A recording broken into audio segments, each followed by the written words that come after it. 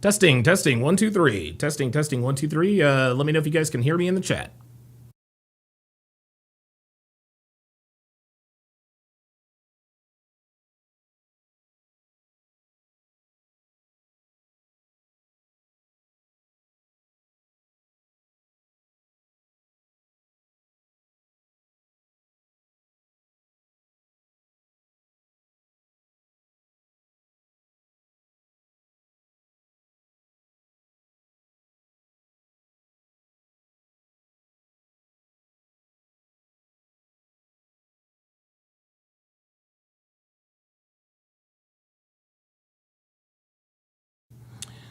Okay.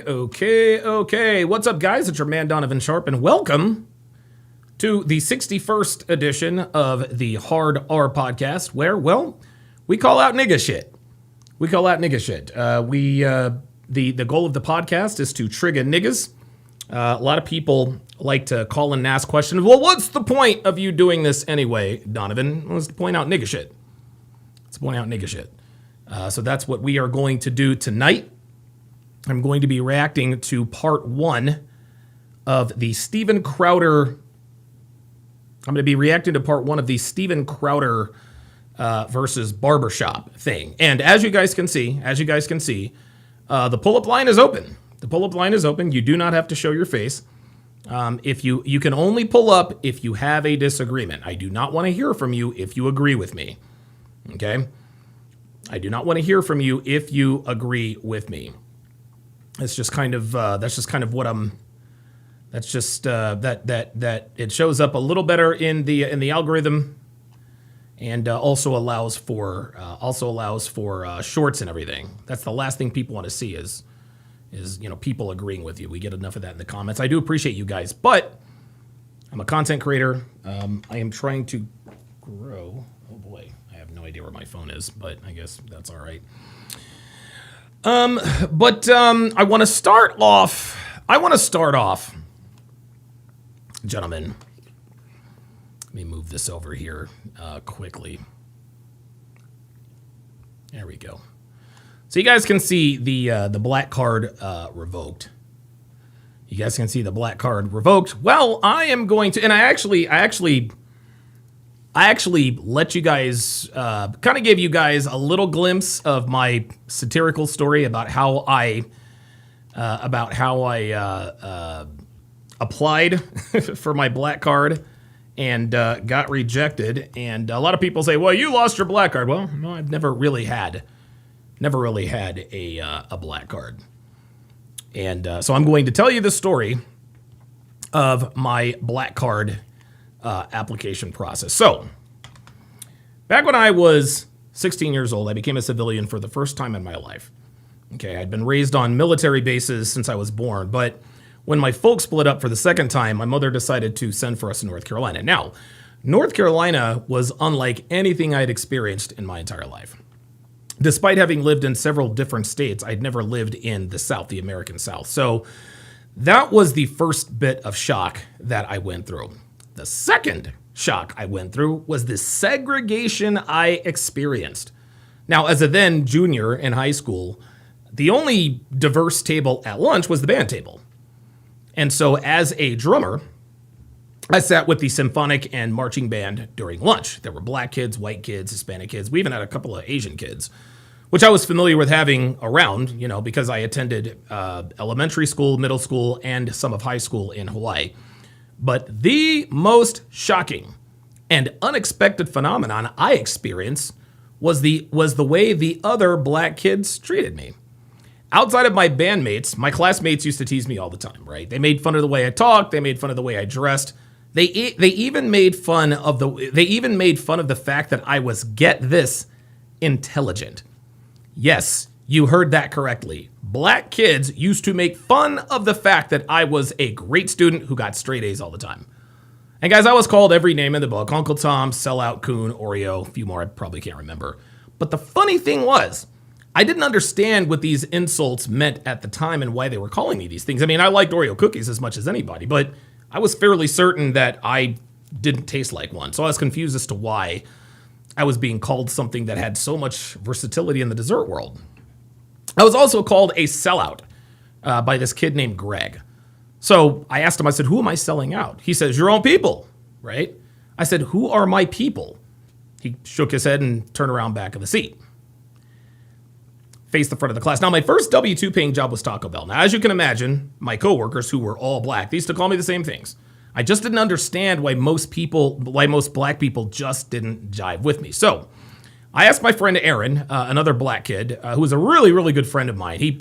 I think he played the saxophone. In band. I think he was also our drum major one year. Very, very cool guy. So I asked him, I was like, how can I get these other black kids outside of the band to like me?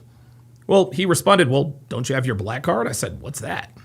He said, well, it's the membership that black people get when they prove that they're black, right? He said, you're eligible to apply when you're 16. I said, well, I never got one. He said, that's probably because you're a military kid, right? He said, I don't think you're eligible to apply for a black card if you currently live on a military base or if you live overseas. I said to him, well, I don't live on base anymore, so I'm eligible to apply, right? Yeah. He said, absolutely. And you're 17, which also means that you meet the age requirement. Okay, cool. So how do I apply for my black card? He said, just go down to the DMV. I said, the Department of Motor Vehicles issues black cards? He said, no, he kind of chuckled. He said, no. The DMV you need is the Department of Melanated Verification. Ah, okay. So all I have to do is prove that I'm black to get my black card? He said, I think so. If all you have to do is prove you're black, you're a shoo-in because, well, you are black. All right, I said confidently. I said, I'll drive out there after school. So I looked up the address to the other DMV, and to my great surprise and temporary yet naive delight, the address was 116 Martin Luther King Boulevard. Awesome, I thought to myself. MLK is the greatest champion for the civil rights of black people in America. I will get my black card for sure now. So I happily drove my beat-up old 1984, 1985 Oldsmobile Cutlass Sierra to the Department of Melanated Verification. Now, when I turned onto MLK Boulevard, I was a little taken aback at the area that it was in. There were dilapidated homes everywhere. There were black people hanging out in groups on the street, smoking what looked like long, skinny brown cigars. I had no idea that at the time that young black people were starting to become cigar connoisseurs. There were also bars on the windows of all the businesses. I mean, I was really, really surprised. Now, the other weird thing about that area was how all of the black dudes were dressed, right? Almost all of them wore white wife beaters and do-rags, which was a little off-putting, but not out of the ordinary, just based on what I had experienced in North Carolina at that point. But what was really confusing was that most of these dudes appeared to have trouble finding a pair of pants that fit them properly. For whatever reason, a lot of these guys just weren't able to pull up their pants all the way. I wasn't sure if it was the fit. I didn't know if it was the wrong size. Maybe it was the style, the cut. I just didn't understand why these people were dressed like this. Nonetheless, I parked my car and I walked into the DMV to apply for my black card. I was excited. I thought to myself, I said, black people will finally start to like me. No more getting called names, no more getting the side eye, no more getting made fun of. So I walked in, grabbed the number, took my seat, and waited to be called up. Now, before I sat down, I looked around and saw that most of the people were dressed like the dudes outside. Wife beaters, do-rags, saggy pants, all that stuff. I saw that a few weren't dressed like that, but I began to wonder if there was a possibility that I might not get my black card solely based on the way I was dressed. Nah, I'm good to go, I thought to myself. When they see that I am black, I will get my card for sure. Now, after looking for an open seat for a few minutes, I found one between two dudes who were dressed exactly like the dudes outside. So I found the seat and sat down. Right. I leaned over to the guy on my left. I said, any idea why there are so many people here today? Right? That's what he said to me, and I was baffled. I didn't understand a word he said to me, but remember, hearing this, I remember hearing this foreign language before. I'd heard a little bit of it at school. I heard a little bit of it at work, and now I was hearing it at the Department of Melanated Verification. Now, at this point, I was really starting to get a little bit worried. I mean, how was I going to get my black card if I couldn't understand or speak this confusing language? So I turned to the dude on my left and said, hey, man, any idea why there are so many people here today? Both DMVs are always crowded, he said articulately. He said, my name is Rick, by the way. We shook hands. I said, I'm Alex. Good to meet you. He said, same here. It's good to see that there are still well-spoken brothers around in this area. So I thought to myself, I said, wow, this dude speaks almost as well as I do. I was actually starting to become a little more hopeful that I would, in fact, be issued my black card. Now, Rick appeared to be a little older than most of us, at least there. So I was a little bit confused. I mean, most of us there were, between the ages of 17, maybe 20, 21. But this guy looked like he was already in his 30s. So I sort of gingerly asked him, I said, well, were you a military kid? Why do you ask? He asked, he said inquisitively. I said, no offense, but you look a lot older than the rest of us. He said, nope, no offense taken. He kind of laughed. I said, okay, so why have you waited so long to apply? Rick said to me, he said, well, I've applied almost every year since my 17th birthday. If they don't issue me my black card today, I'm never coming back here again. Now, this explained why he was dressed the way he was dressed. Maybe he was dressed like me the first few times he had gone in to apply for his black card, and maybe they rejected him. So maybe he said, all right, if I dress like everybody else, maybe then I can get my black card. So then the curiosity got the better of me. I said, well, why haven't you been given a black card yet? Rick said, because apparently I'm not black enough. He actually used air quotes when saying this. I said, but you were clearly black. I said, surveying his clearly melanated skin. I said, isn't that enough? He laughed out loud. He said, not even close. I said, what do you mean? Before he could answer, the dude on my left decided to chime in. And here's what he said. Now, he looked visibly agitated, but because I couldn't understand him, I just kind of shrugged my shoulders and turned to Rick and slowly shook my head as if to say, can you help me out here? Now, at this point, I wasn't sure that Rick could help me because I could understand him and he could understand me. So I was a little worried that he might not be able to understand the other guy either. Hang on, he said, I'll take care of this.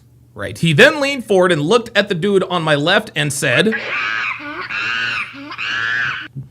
holy shit, I thought to myself, this dude is bilingual. He speaks that dude's language. The dude on the left fired back. Rick fired back after that. Now, after a while, the dude on my left stood up and pointed his finger at Rick. He sounded angrier this time. I didn't know what they were arguing about, but I may have made out the word coon. Now, I could have been wrong because, again, I didn't speak the language, but that's what I thought I heard. Then Rick stood up and got in the other guy's face. They looked dangerously close to fighting, but no one there seemed to really care or notice. Things continued to escalate from there until one of the security guards came and broke it up. He said, you two need to settle down or you will be asked to leave. Now, Rick sat back down, but the other guy looked genuinely confused. So the security guard addressed him directly. That seemed to do the trick because he slowly sat down, never taking his eyes off of Rick. I leaned over to Rick. I said, what was that about? He said, typical nigga shit. The other dude must have understood what Rick was saying because he stood up again, but the security guard was on top of it this time, telling the dude once again. My guess is that the security guard probably gave him another warning to sit down lest he be escorted off the premises.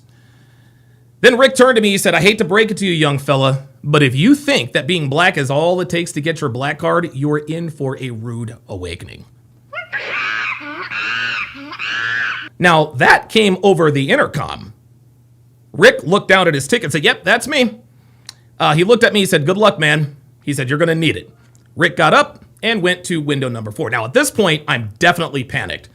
How was I supposed to know when they called my number when I don't understand this mysterious language? So what I did is I kept an eye on Rick at window 4, who appeared to be in an argument with the DMV worker. It obviously wasn't going well. Then I heard another sound over the intercom. I kind of looked around frantically trying to see if anyone else was standing up, but nobody was moving. And after a few minutes, people started looking around like, who is anybody gonna stand up?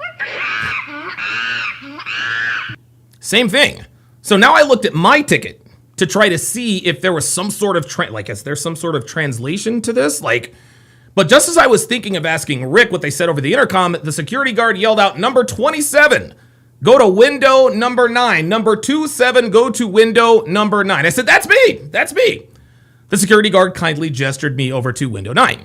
Now, I saw him smiling at me and shaking his head, which kind of confused me a little bit, but I quickly put that out of my mind when I arrived at window 9. So I said hi to the DMV worker. I assumed she said hi, but again, I didn't understand her.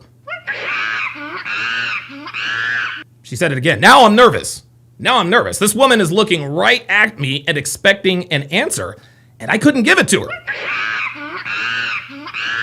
A third attempt at communication, I said to her, I'm sorry, ma'am. I don't know.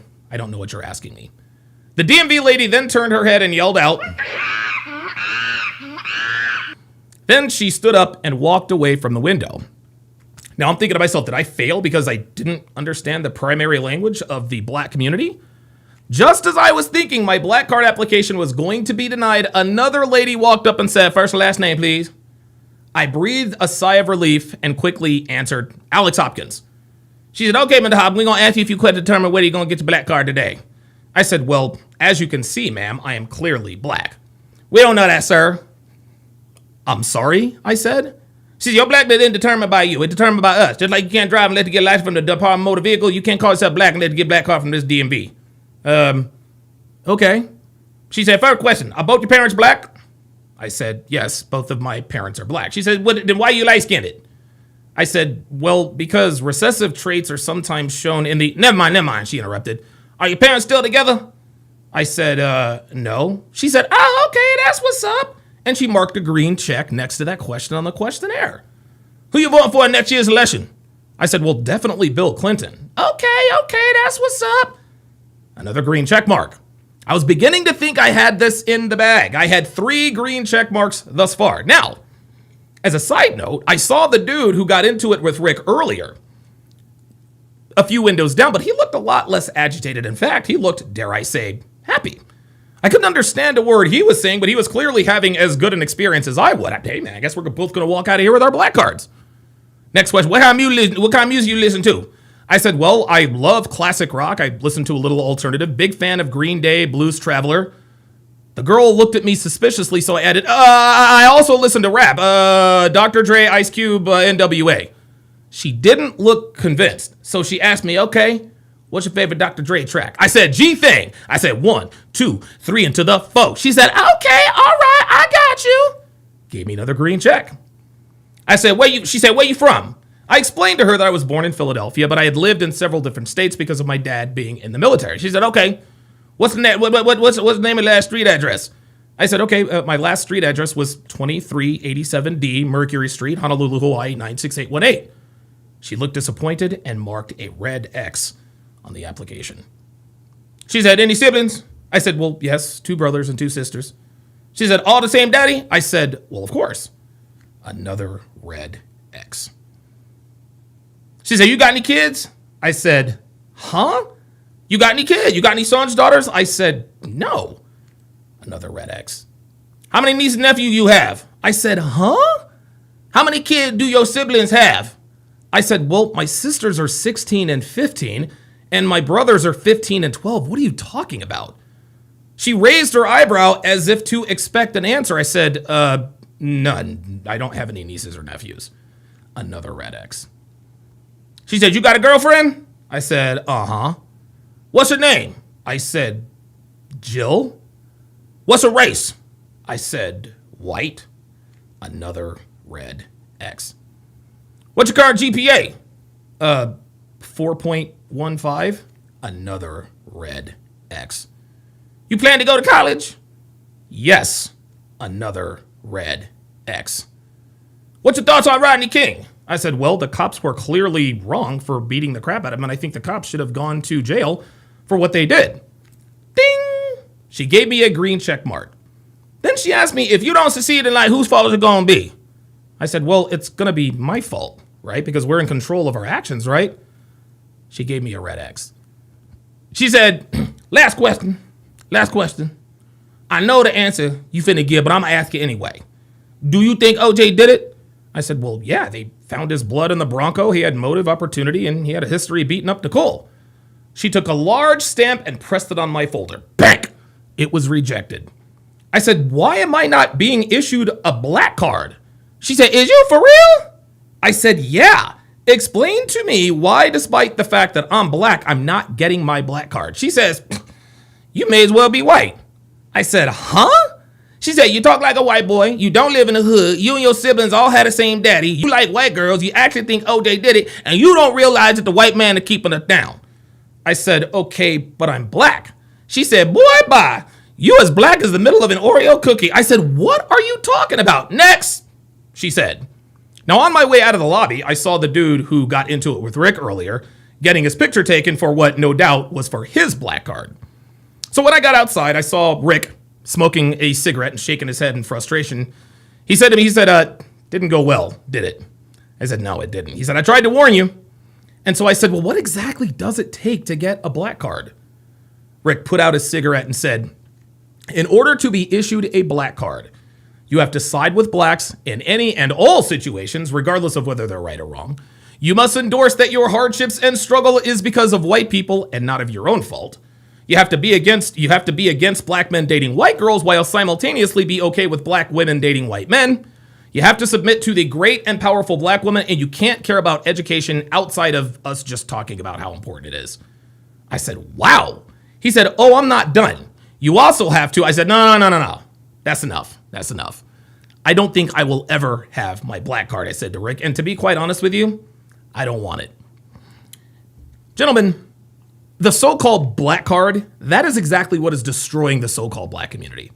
And you know, the interesting thing about the so-called communita is that it is a glimpse into the future of what our country will look like if feminism continues to permeate the fabric of this country.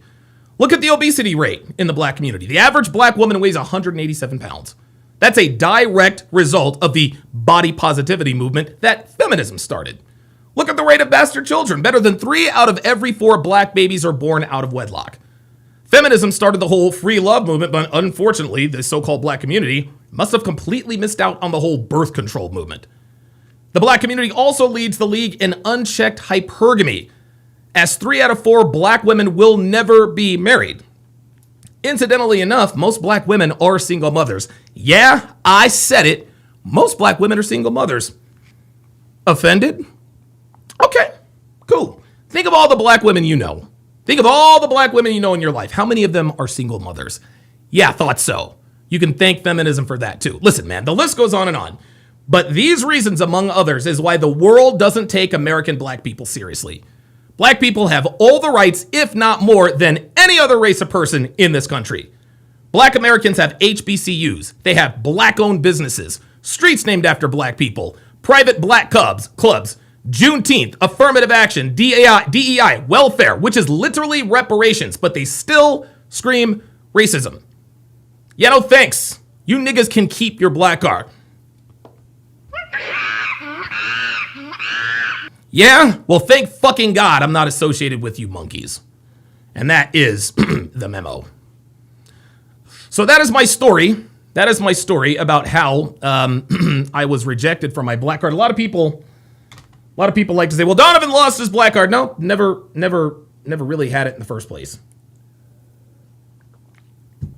Never really had it in the first place. All right, guys. Obviously, this is a we're on a little bit later tonight. Because I had some errands to run with Dev today, and she doesn't really like to leave the house by herself. She doesn't like to leave the house without me. It's a trust thing, I suppose. She just, she likes spending time with me. She gets on me a lot about spending time with her, which is fine. This is your wife is supposed to do that. That's just what it is. That's just what it is. And so to business, gentlemen. Steven Crowder is probably one of the bravest individuals that I can think of. This man went into a black barbershop and talked about black issues. And word on the street is that he came out of it unscathed. In other words, nothing happened to him. Which is actually a little odd because, as we all know, well, niggas be killing white folks, right? You guys know how that goes. So let's go ahead and get this party started. This is Steven Crowder, fair use, versus the black barbershop in terms of black fatigue. Let's get it. You guys know what that means? Since the last time you came, that's become a thing. Yeah, I was about to say, that's just become a recent thing. And do you know what it means? I'm not sure. I'm gonna ask that. Nigga, stop the cap. Nah. This nigga, look, this nigga talking about, do you know what black fatigue means? No, not really. Nigga, you know what it is. People are 12 times as likely to be killed by a black person than the other way around. I'm just gonna shoot you straight. Whoops. It's not even close. Where? Oh, shit. Across the country. Ain't nobody coming after you. You know what I'm saying? Like, nobody tripping on you. But these people in just as scared as the other folks. They are if they get on a bus. Not necessarily. If they get on a train. That lady wasn't in danger because that man was black. That lady was in danger because that man was crazy. Nope. Here we fucking go. Here we go. Really, my nigga? What if what's his name? DeCarlos Brown Jr. killed your sister? Would you be arguing about mental health? Yeah, I didn't think so. Fuck out of here, man. Whenever we want to ask for equality and fairness, it's a problem. So white America. You're goddamn right it's a problem. Because you guys have already been overcompensated. Yeah, it's definitely a fucking problem. But spend several $1 trillion, when is it enough? Where the bird?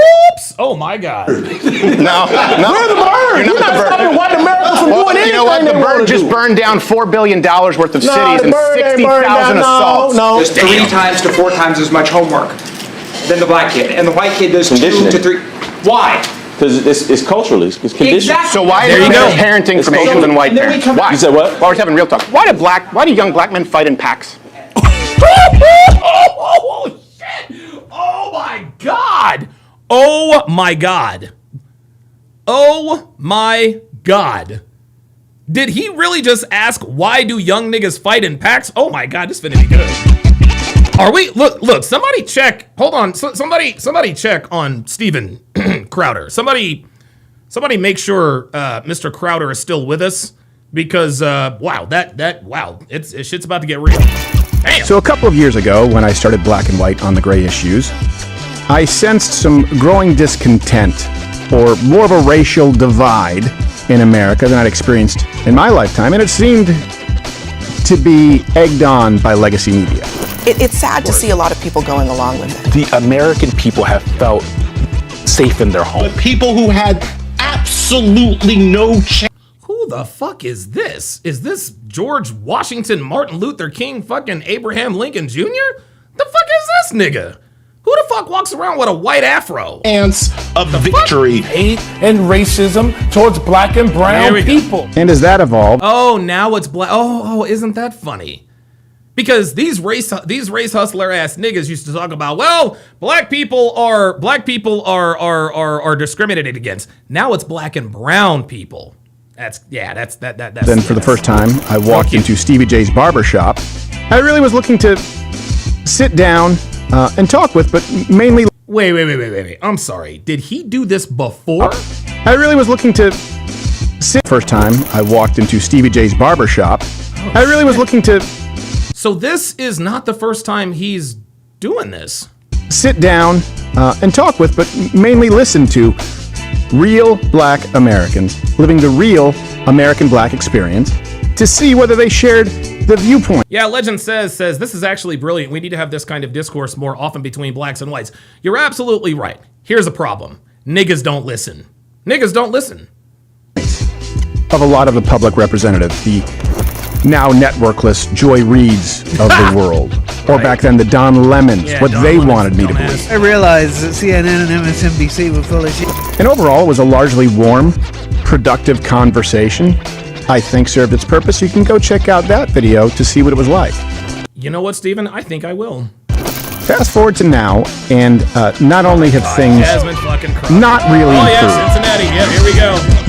Yep, they knocked out the white And girl. according to many Americans, they're markedly worse.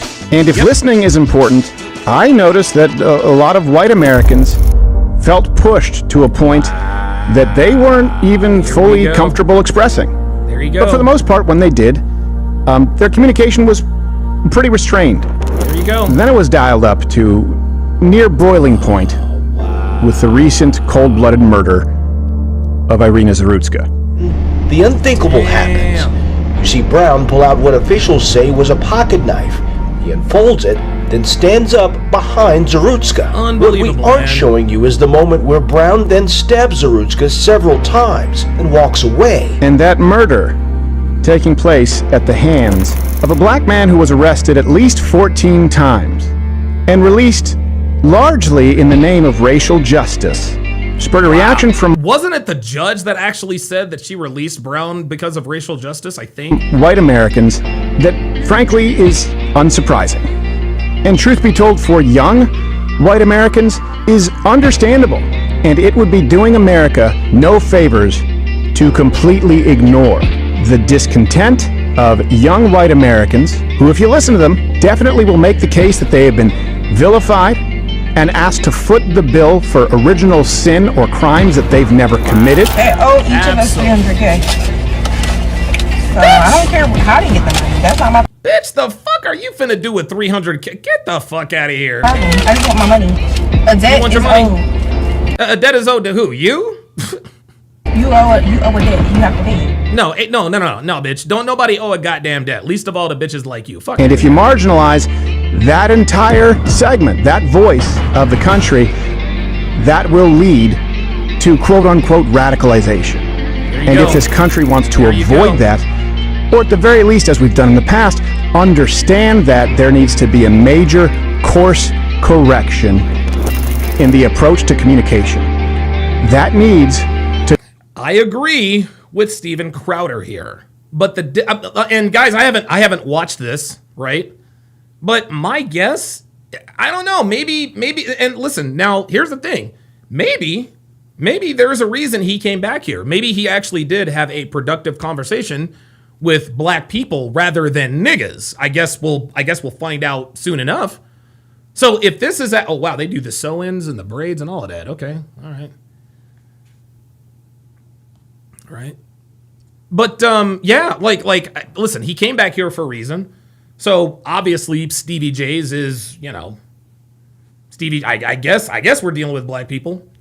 Amish Fee with the $12.17 super chat says, off topic, Don, but would you trade straight up RJ Harvey for Hawkinson? Yeah, guys, I'm not going to answer fantasy football questions right now. I might answer them later, but you're going to have to wait on that because my mind is not right there. No off-topic super chats, guys. Let's not get too off-topic. Let's stay the course. to go both ways. And that's why this time, I didn't visit the barbershop merely to listen, but to communicate a very real set of grievances that could bubble into massive consequences.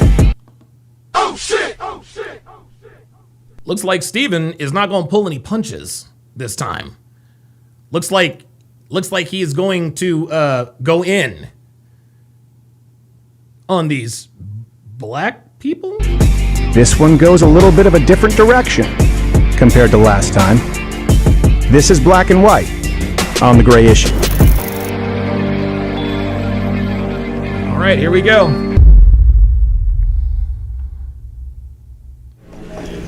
And that's Stevie right there, the blue shirt. Blue shirt. Oh, Steven. I met Cedric. I think I scared him. I think he was... And yes, Amish, I would absolutely, actually, now that I've got you've got Gatson already on your bench. Yeah, I would definitely, yes, Hawkinson for RJ Harvey straight up with a half-point PPR, and you've got Hawkinson. Yeah, I'd make that trade. Hey, doing all right? Yeah, man. How you doing? Good to see you. I need it. You guys all have your beards nice and right. I've never learned how to do this shit. Like, bro, like they work in a barbershop. like, what am I gonna look like sitting in a barber's chair if he's got a nappy ass beard? Come on, Steven. Come on, bro. It's because people come here. King Life, member for 63 months. Says these liberal assholes are only going to get worse. Yep. We'll see. Oh, I see what it is. It's a power move. You have me sitting lower. Yeah, so we can all look down on you. No, thanks. Well, they said you guys got some people coming in here after the last one? Yeah, a couple people came They just through. felt like, I think this is the place where white and black people have conversations. So it was funny. The first person that came last time was he said this out of his own mouth. He was like, I'm Indian, but he had on a MAGA hat. Okay. And he walked in and was like, "Hey, I saw you guys on Crowder. Can I get a cut here?"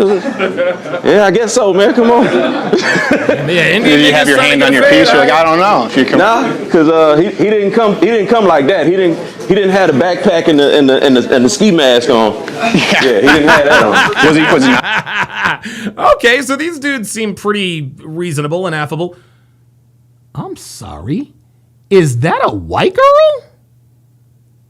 Oh, you know what? This white girl is probably with Steven. Unless she's with one of these other niggas. Nice. Was it good? It's cool. Yeah. What do you guys think, like, when you see someone with a MAGA hat? Because I know we were kind of talking about that last time. It depends on how they present themselves. Depends on how they present themselves. Here we go. Depends on how they present themselves. So now we're already talking about subjectivity. It depends on how they present themselves. In other words, I will not be hostile if I deem them to be a presentable MAGA hat wearer. Come on, man. To me. Yeah. For me. To me. Well, okay, so like, what would present themselves in a way that would be like decent versus piece of shit? Yeah, some people carry that air of superiority. Yeah. Okay, but air of superiority, that's subjective. Like, that's again, see this is, oh boy, so we're already starting to find out who these people are. An air of superiority is subjective. If you say in your mind, well, he was walking with an air of superiority, then I don't respect this MAGA hat wearing Trump supporter. Nah, fam, you're looking for a reason to get hostile or violent with someone. And if you present that to me, I'm very conscious of that. If you present that to me, I'm gonna respond appropriately. Oh, respond appropriately. Oh, so we already getting into the nigga shit. So if someone in a MAGA hat presents themselves in a way that you deem it to be an air of superiority, you're going to respond to that. And what you going to do? What you going to do? What you going to get violent? What you going to tell them off? See, already the niggas coming out in these people. The niggas already coming out in these people, and look at his body language. Yeah, and I'm gonna deal with you.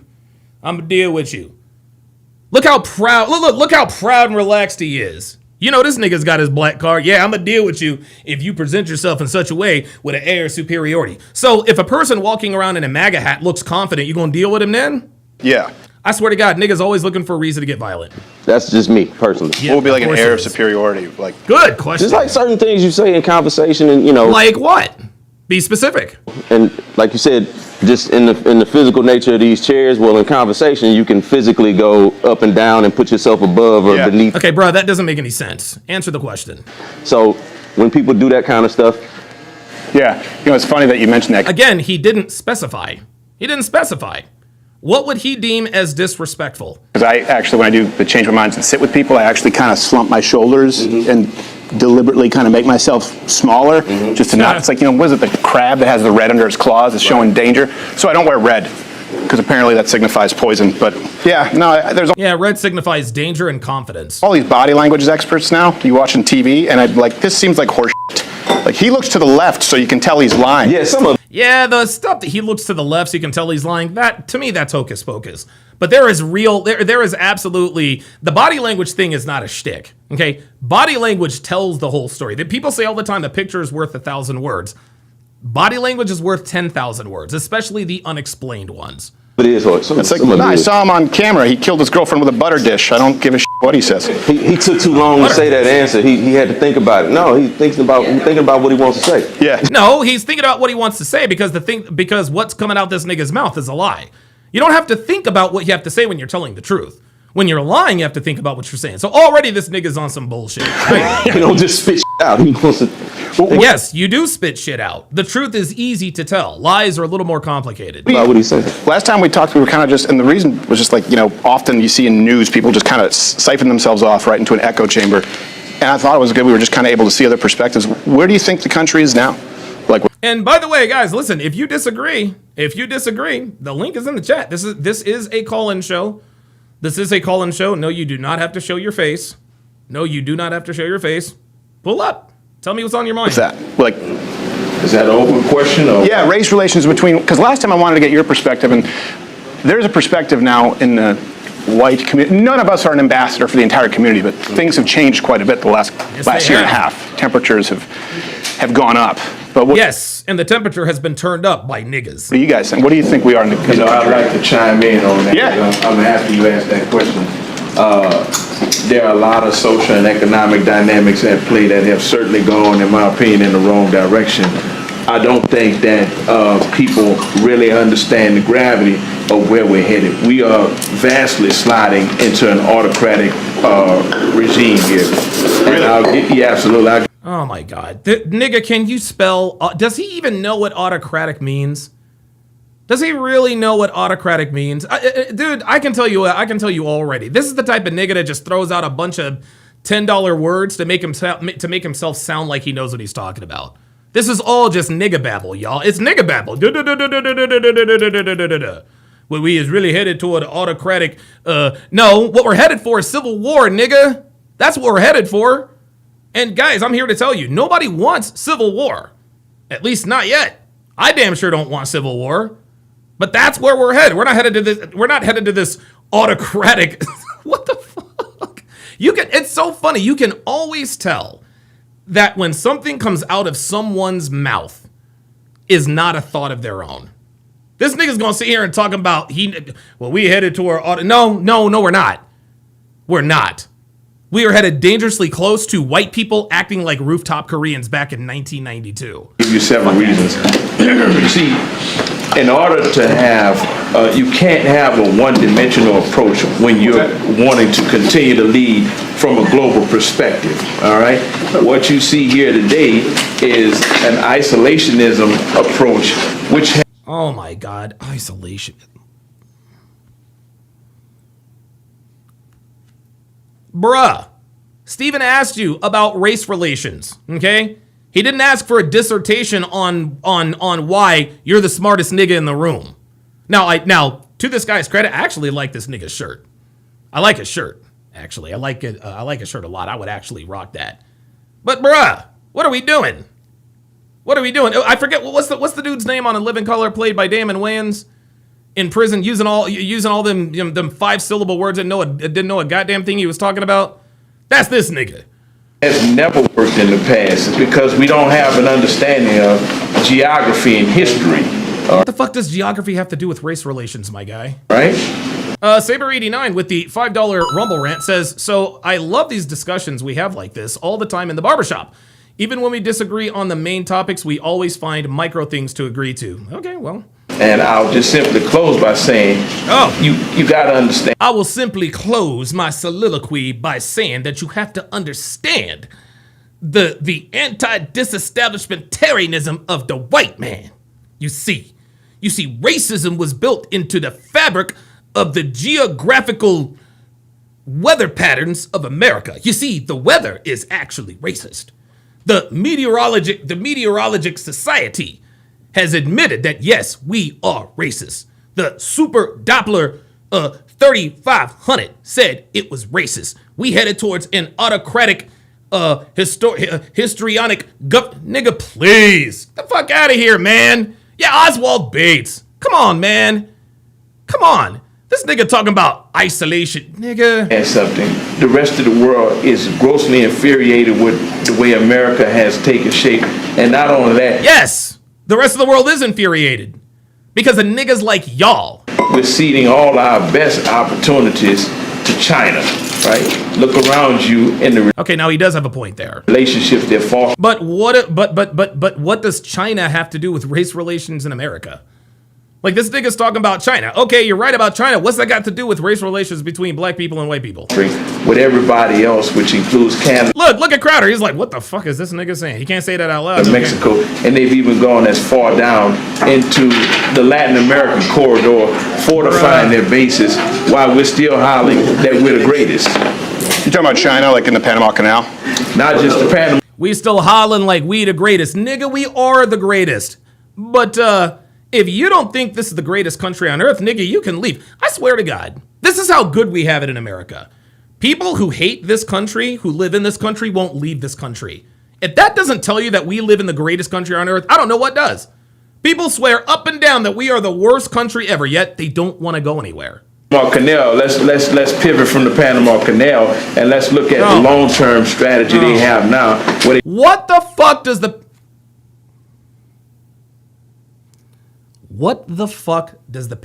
okay, so this nigga's been waiting on this his whole life. We've gone from an autocratic society, an autocratic government, to isolationism, to China, to the Panama Canal. This is this nigga's moment. He's like, I get to show off to the world on Steven Crowder that I am an intelligent black man. Nope. No, you're not. You're just another dumb nigga talking shit about shit you know nothing about. He asked you a simple question. Race relations in the United States. What the fuck does that have to do with the Panama Canal and China? They just signed an agreement with Mexico to build another canal bypassing the Panama Canal. And when you okay, what's that got to do? What's that got to do with white people and niggas, my guy? look at the whole transatlantic corridor where you got now Brazil and Canada as well as Mexico trading, and they stopping in Peru where China has a huge presence at, circumventing completely. Oh my God, oh Jesus, oh my God. Lord Jesus, let me get through this. If I can get through this, I will believe there is a God. Holy shit. Like, we get it, nigga. We get it, bruh. We get it. You a smart nigga. We got you, okay? I can't read that name. Give me a second. Jethro Raffro with the $5 super chat says, hey Don, have you seen this guy, Dave Anderson? His videos are starting to gain traction in this space, and for highly a good reason. Dude spews acid on black women. Okay, might check it out. The navigation, the use that comes with having to use the Panama Canal. So we'll avoid conflict with America and just simply go around America is what's happening here. Talking about China? Absolutely. Yeah. No, I mean, I want to agree with the first part, autocratic. I think China needs to be dealt with, and this is the first time we are. I'm Canadian. Well, I was raised in Canada. Canada sucks. Canada is a dog shit country. Canada, the kind of shit we're doing, you can't do this in Canada. If you say something too offensive or I say something too offensive, you will be jailed in Canada. Yep. That's the thing. So I'm fine with the U.S. being the best country. I came here from Canada because, I mean, I had friends who were arrested. I had a friend, stand-up comic, was fined for telling a joke. Yeah, Phoenix Light Game says, niggas wait for opportunities like this and speak on something they know nothing about as if they were in a position of authority. It's like black women who go on Fresh and Fit and make racial statements. Oh my God, yeah. Truer words never spoken. I don't think people realize how good we have it here in this country compared to other countries. But oops. Uh-oh. You know who else doesn't realize how good we have it here? Niggas. Because all niggas do is complain about what they don't have. Nigga, go to Spain for a month. Right? Go to Portugal. Go to Europe. Go to Canada. Go to UK. And come back and tell me that America is the most racist country on earth. Come on now. The painstaking part about it all is the fact that, you know, I've always been one to say, and I believe this firmly, freedom is not a right. It's a privilege until you wake up the next morning and find out you don't have it anymore. Yeah. Right. It's a privilege until you wake up tomorrow morning and realize you don't have it anymore. Could it be because maybe you broke the law? Could it be because maybe you were convicted of a felony? Black people don't just have their freedom taken away in this country simply because they're black. They used to. That was many years ago. And none of that has affected anybody in this conversation. It also comes with duties. That's what I was about to say. It also comes with responsibilities, because while we free to speak and say what we want, and I went to Montreal a few months ago, so I know exactly what you're talking about. Bet you saw a lot of tits on signs. That's all. No, I didn't. It's just strip clubs. Our Times Square is a giant strip club. It was a couple of them. Yeah. But no, like they. Let me find out he went and tricked on a couple of Canadian snow bunnies. Go on, tell it. There's responsibility, and like everybody's from different places, different backgrounds. Some of us from certain backgrounds know, like, here we go. I already know what's coming. Too much in a certain space can get your ass whooped. What? Wait, there it is. I knew it. Look. Certain backgrounds know, like, running your mouth too much in a certain space can get your ass whooped. Yep. Translation, if you are a white person and you are running your mouth, black people, niggas will kick your ass. That's what he's talking about. That's what he's talking about. And it's funny how he tries to be all vague about it. Certain people in certain backgrounds. Nah, nigga. Say it with your chest. Say it with your chest. Niggas always looking for a reason to whoop a white person's ass. Always looking for a reason to whoop a white person's ass. Always. Always. Man, you might get your ass whooped. All right, cool. Cool. You get your ass, somebody gets their ass whooped and then they call the cops. Now what? Right? And isn't it funny? We talked about duty and responsibility. What's this nigga do? Right to the fucking violence. Well, you come to my neighborhood, you say the wrong thing, you get your ass whooped. Like, that's something to be proud of. Like, my nigga, that's not how people should live, my guy. We are a civilized nation. At least that's what I thought we were. This is why the American Indians were wiped the fuck out. They were fucking savages. History wants us to think that they were just this peace-loving people who just wanted to sit around and smoke weed all day. Nah, man. American Indians were fucking savages. Anybody they didn't know or like caught the bow and arrow. Man, and dude, look at tribes nowadays. Danny Gonzalez, who's in the chat, will tell you. Most of these tribes just drink and smoke weed and do drugs all day long. All day long. And they are as prone to violence as any other group of people here in America, namely black people. This is why the Native Americans were dominated and conquered, because they are a savage, simple-minded people. Alone again with the $5 super chat. Says, when a girl gives you her number and doesn't text back, what does it mean? Also, is it smart to run game on coworkers? Off topic, but I needed an answer. If a girl gives you her number and doesn't text back, that means she either gave you the wrong number or when she gave you her number, she blocked yours, which means she's not interested. No, it is not smart to run game on coworkers. Yeah. Like, you free to say what you want. You're just not free from the consequences. Like, you free to say what you want. You're just not free from the consequences. My nigga, you're right. You're free to call a black person a nigger, and those niggers can then beat your ass. But guess what? Guess what? Now your ass is going to jail. See, a lot of niggas. This is so funny. Look how confident. Well, you get your ass whooped. You say the wrong thing. Okay, fair enough. Freedom of speech does not mean freedom from consequences, but for every action, there is an equal and opposite reaction. Okay? You whoop a white person's ass for calling you the N-word, that's not the end of it. Your ass is going the fuck to jail. You fucked around and found out. I cannot read that. Oh, Kyle 2020. Kyle 2020 with the $5 super chat. Says, China knows life isn't fair. I figured it out. Niggas want back into slavery. They want the government as their master. They can lose in capitalism. That's exactly right. That's exactly right. But see, this is what this nigga was waiting to say. This is what this nigga was waiting to say. Well, you can get your ass whooped. Absolutely get your ass whooped. But guess what? It's not against the law to call somebody a nigger. It's not against the law. It is against the law to assault someone. Consequences that come with you saying the wrong thing. Jamal Obama, who is back again, says Donovan is always against black people in every situation. No, I'm against niggas in every situation. There is a difference. At the wrong time to the wrong person. Yeah. At the wrong time to the wrong person. Niggas. And that's where we all have responsibilities in what we say and when we say it. See, there it is. Now he's putting the responsibility back on the white man. Well, if you don't want to get your ass whooped, then don't call nobody a nigga. Cool. Cool. If you don't want your ass to end up the fucking jail, then don't let white people control you with a fucking word. Look at the confidence this nigga's sitting with. He thinks like he is sitting, and look at the smirk on his face. Yeah, that's it. That's how it is. Nigga, bruh.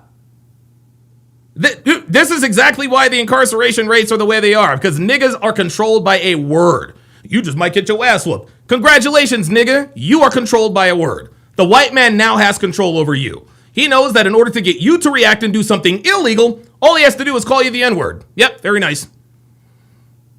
Yeah, the problem though, too, and that's, I was kind of talking more domestically, the problem with that idea is a lot of people are offended by different things. Mm-hmm. There it is. So people get their ass whooped for something they didn't say, right? That's the real thing. I don't know if you guys were following the stabbing there on that train in Charlotte, Irina Zarutska. Yeah, they know about it. Someone's asking where you guys thought we were, you know, as far as in the country relation. Like, have you guys heard of the term black fatigue? Mm-hmm. Yeah. You guys know what that means? Since the last time you came, that's become a thing. Yeah, I was about to say, that's just become a recent thing. No, black fatigue's been around for a while. It's just that white people now have the balls to actually say it. Do you know what it means? No, I'm not sure. I'm going to ask that. Nigga, are you serious? You don't know what black fatigue means? Nigga. Yeah, it's a term that's being used by people in the white community, by and large, again, saying they feel like they've been victimized and they're tired of taking that shit. You know, that was a girl who was dying alone in public. And that was a guy who was let out 14 times. 14 times, including violent crimes, in the name of racial justice, right? He didn't have to post bail. He didn't have to appear back in court. This is not the first time he's assaulted someone. How do you know that was in the interest of racial justice Because the judge, if I'm not mistaken, actually said in the spirit of racial justice. So see, already, when presented with hard facts on any situation, let's just take the situation. DeCarlos Brown was let out 14 times because of racial justice. Now this nigga, all of a sudden, well, how do we know that it was racial justice was the reason why? Because the judge, if I'm not mistaken, actually said it. But you want to doubt it. Got you. as opposed to just being because the judge said it. Gotcha, bitch. The judge said it. At justice, period. Yeah. Like the legal system has its flaws. Yeah. And people have been making complaints about that for decades, right? But yeah. So back to the oppression. The justice system does have flaws, and people been making complaints about that for decades. You talking about black people, bruh? You talking about niggas? So because you think you experience racial injustice, it's okay for white people to experience the same thing. Got it. that's just to me that's a mental health thing more than it's a black and white thing. Here we go. Yep, and we saw that on the preview. No, my nigga. If a white dude had stabbed your sister, your mom, your wife, your girl in the neck, who had been let out 14 different times, I guarantee you your black ass wouldn't be talking about no mental health. That shit wasn't about no goddamn mental health. That dude was a nigga who deserved to be locked up. Fuck the mental health. Fuck that guys, this is how fucked the black community is. This is how fucked the black community is. Now we know we're talking to niggas. Look at this nigga. Like he's some sort of intelligent brother. This nigga's as dumb as a box of fucking rocks. Bro, you ain't smart, man. Like, you ain't smart, man. Just because we can kind of understand what you're saying does not equal intelligence. The fuck? Well, I'll tell you why, because white people are saying it now. Right. Not just white people are saying, hey, we're in makes it a bigger thing. Well, because... Yeah, he said that white people are saying it now. That's going to make them care even less. Hang on a second. Hey, bring me a cup of ice water, would you? Thank you. I don't have my phone. Sorry about that. White people are 12 times as likely to be killed by a black person than the other way around. I'm just gonna... What? We don't. No, the fuck you didn't. There it is. That is a statistical fact. I'm gonna shoot you straight. It's not even close. Where? Across the country. Where? Not in the United States. I mean, we're not talking about Ghana. Where? My nigga. White people are 12 times as likely to be killed by a black person than the opposite. Where? In the United States. See, when they start to ask these follow-up questions, what they're doing is they're indirectly telling Steven, I think you're full of shit. I think you're full of shit. Bro, look around you. The statistics don't lie. And yeah. What I'm saying is, in white communities or in quote unquote so-called white communities, across the country, the rate is a black man or person, because most murders men. There are very few female murders. 12 times more likely to kill a white person the other way around. There it is. And then you look at the average amount of times that someone in this country is arrested before they're brought in for killing, charged with murder. Do you know how many times they're arrested on average before they murder? 11 times. Once again,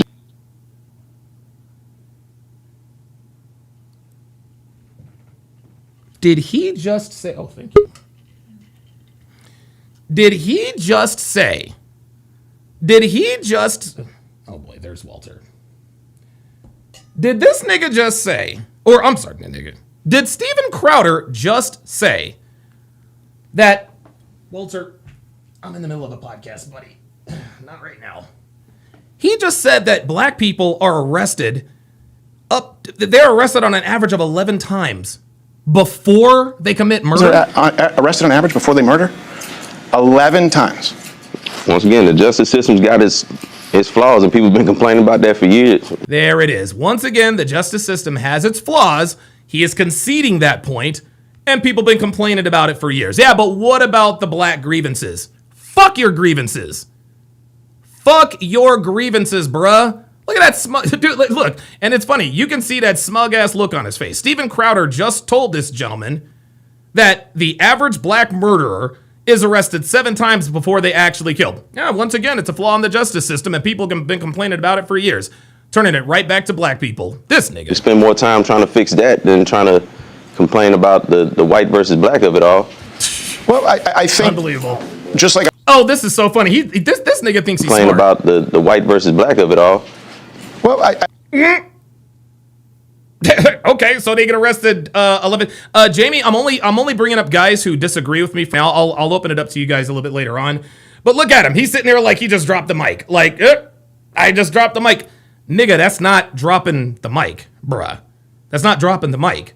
Steven Crowder just told you there is a systemic problem with niggas who murder. When they're arrested, they're let go. But you want to say, well, black people been complaining about it. The fuck does that got to do with anything, my guy? I think, just like I was trying to listen to all communities last time, I think this is something that's unavoidable. If this community, if enough white people get pissed off, they're going, look, we're living in New York now, we're getting killed. And there it is. Record. He didn't, listen, he didn't say it out loud. He didn't say it. He trailed off. Listen to what he said. Community, if enough white people get pissed off, they're going, look, we're living. If enough white people get pissed off, let me finish your sentence for you, Mr. Crowder. If enough white people get pissed off, niggas gonna die. Guys, do you honestly think that white people are going to continue to allow themselves to be held hostage in their own country? Do you think white people are going to continue to bear the responsibility of something they had nothing to do with? No, they're not going to do this. They're not going to take this lying down. They're not going to take this lying down. We got a lot of niggas out here who have gotten comfortable with this openly naked racism. And they think, well, white people ain't going to do nothing about it because they're not doing anything about it now. Keep up. Keep on with this shit. Keep justifying this monkey ass behavior. Keep on justifying it. Because and guys, here's the thing. And I've said this before. If there ever is a civil war, niggas are cooked. Niggas cooked. Man, these white people don't hold the gun to the side. White people don't shoot gats. White people don't carry heat. No, man.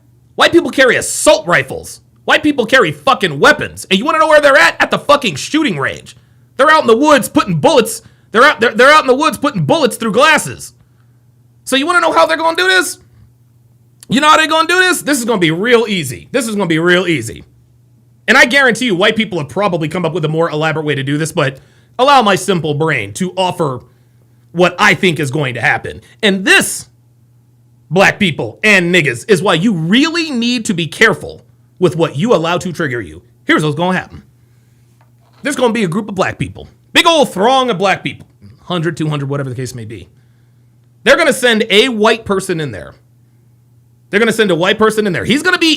to be not really the sacrificial lamb. He's going to be the bait. You know what that white person's going to do? He's going to walk right up to a black person. He's going to say, "Fuck you, nigger." You know what's going to happen? He's going to get jumped by about 20 people. Well, yeah, Donovan, he fucked around and found out. Yeah, he did. But he did this on purpose. Because what these niggas don't know is that there are rooftop Koreans in the form of white people just waiting to pick your ass off. This is how they will wage war. They're not trying to meet y'all in the streets and going toe to toe. Nah, nope. This is going to be a long range civil war, as in you ain't going to see your assailant. You'll see the bait and then you'll see fucking blackness. But if you no longer allow yourself to be triggered by a word, you won't lose your life. You don't think white people are going to use the N-word to bait your dumb asses into doing something stupid? This is unbelievable. Steven Crowder almost said it. He didn't. In New York now, we're getting killed in record numbers, or Detroit, 12 times the rate.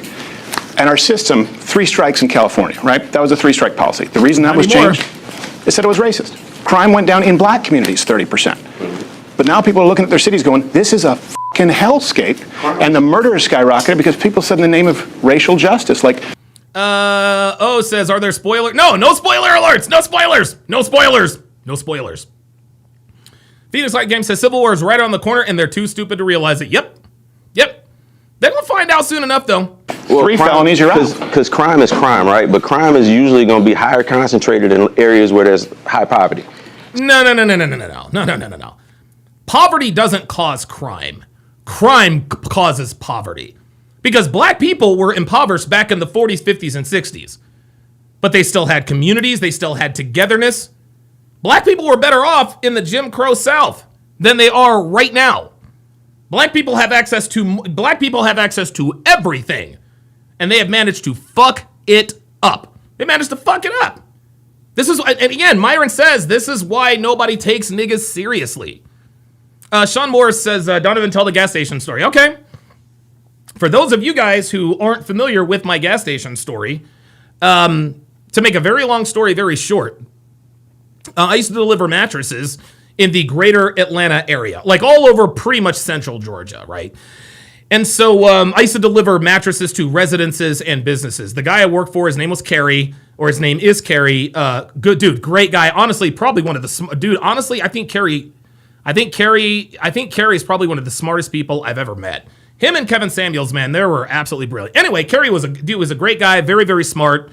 Had his, was very instrumental in the community and all that. He was, into community outreach. I wasn't into all that, but I respected his business acumen. Anyway, me and my delivery partner, Jeff, he's an older guy. We're in this podunk town, Jessup, Georgia. I think it was Jessup, Georgia. And we stop at this little old rink-a-dink mom and pop old-timey gas station. The kind of gas station you see in period pieces where it's old, it's on the corner. There might be 2 gas pumps, Fred's convenience store, whatever the case may be. So Jeff and I are in there getting chips and hot dogs and soda, just picking up our lunch. And so so I go up there to pay. I take out a $100 bill and I hand it to the clerk. The clerk was an old white guy. He says, I didn't know niggers carried around $100 bills. I didn't even let it faze me. I said, yeah, we do all the time. Can you break it? He didn't say a word. He simply gave me his change. Do you want to know what that dude was trying to do? That dude was trying to bait me into doing something stupid because he knows that calling someone a nigger is not against the law. But you want to know what is against the law? Is me reaching over the counter and grabbing him because I'm triggered. That dude was looking for a reason to pull out the 12-gauge shotgun that he no doubt had behind the counter. And if I was to do anything stupid as a result of being called the N-word, I'd have caught a 12-gauge shotgun slug right to the chest. And when the cops came, they'd look at the camera and be like, yep, that was self-defense. But officer, he called him the N-word. Calling someone the N-word is not against the law. Attempting to assault someone is against the law. And when he pulls out his shotgun and handles that threat, that's not against the law either. Stand your ground, remember? Stand your ground, remember? That's what that dude wanted me to do. He wanted me to lose my shit. Wanted me to lose my shit. We get back in the truck. Jeff's like, yo. Like, he's like, what the fuck was that? I was heated. Don't get me wrong. I was heated, but I didn't let it get the better of me. I said, look, dude. I said, you can't let a word get a hold of. Well, I would have done this and that and the other. I said, and then what, Jeff? Then what? Didn't you see the sign that says how we handle shoplifters? You didn't see the picture of the gun? I said, use your head, man. Use your head. That gas station attendant, probably the owner, wanted me to jump over the counter and try something so that he would have a reason to shoot and kill me. And I did not give him the chance.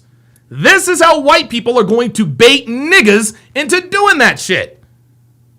I swear to God, niggas don't understand. Well, he gonna fuck around and find out. Yeah, niggas, so are you. Well, he called me the N-word. He gonna catch these hands. Yeah, and you're gonna catch more than hands. When these white people get tired enough, that's what's gonna start happening. So typically the areas that's high poverty in this country are areas with people with this color skin. So that's why you're gonna have that. That's why I said there was no. So now he's blaming choices on poverty. I'm sorry. Isn't it true in this country that if you are impoverished, you are eligible for government benefits?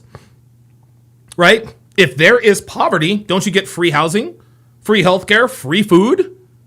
Well, maybe not anymore after this month. But this nigga's sitting here justifying or trying to pass the buck on the monkey behavior of the black. Well, it's an impoverished community. That does not give you license to go out and commit crime because you're poor and broke. Get your ass a job and go the fuck to work. Don't shoot niggas. Don't kill people. Don't rob people. Don't break the law. Okay? Poverty doesn't cause crime. Crime causes poverty.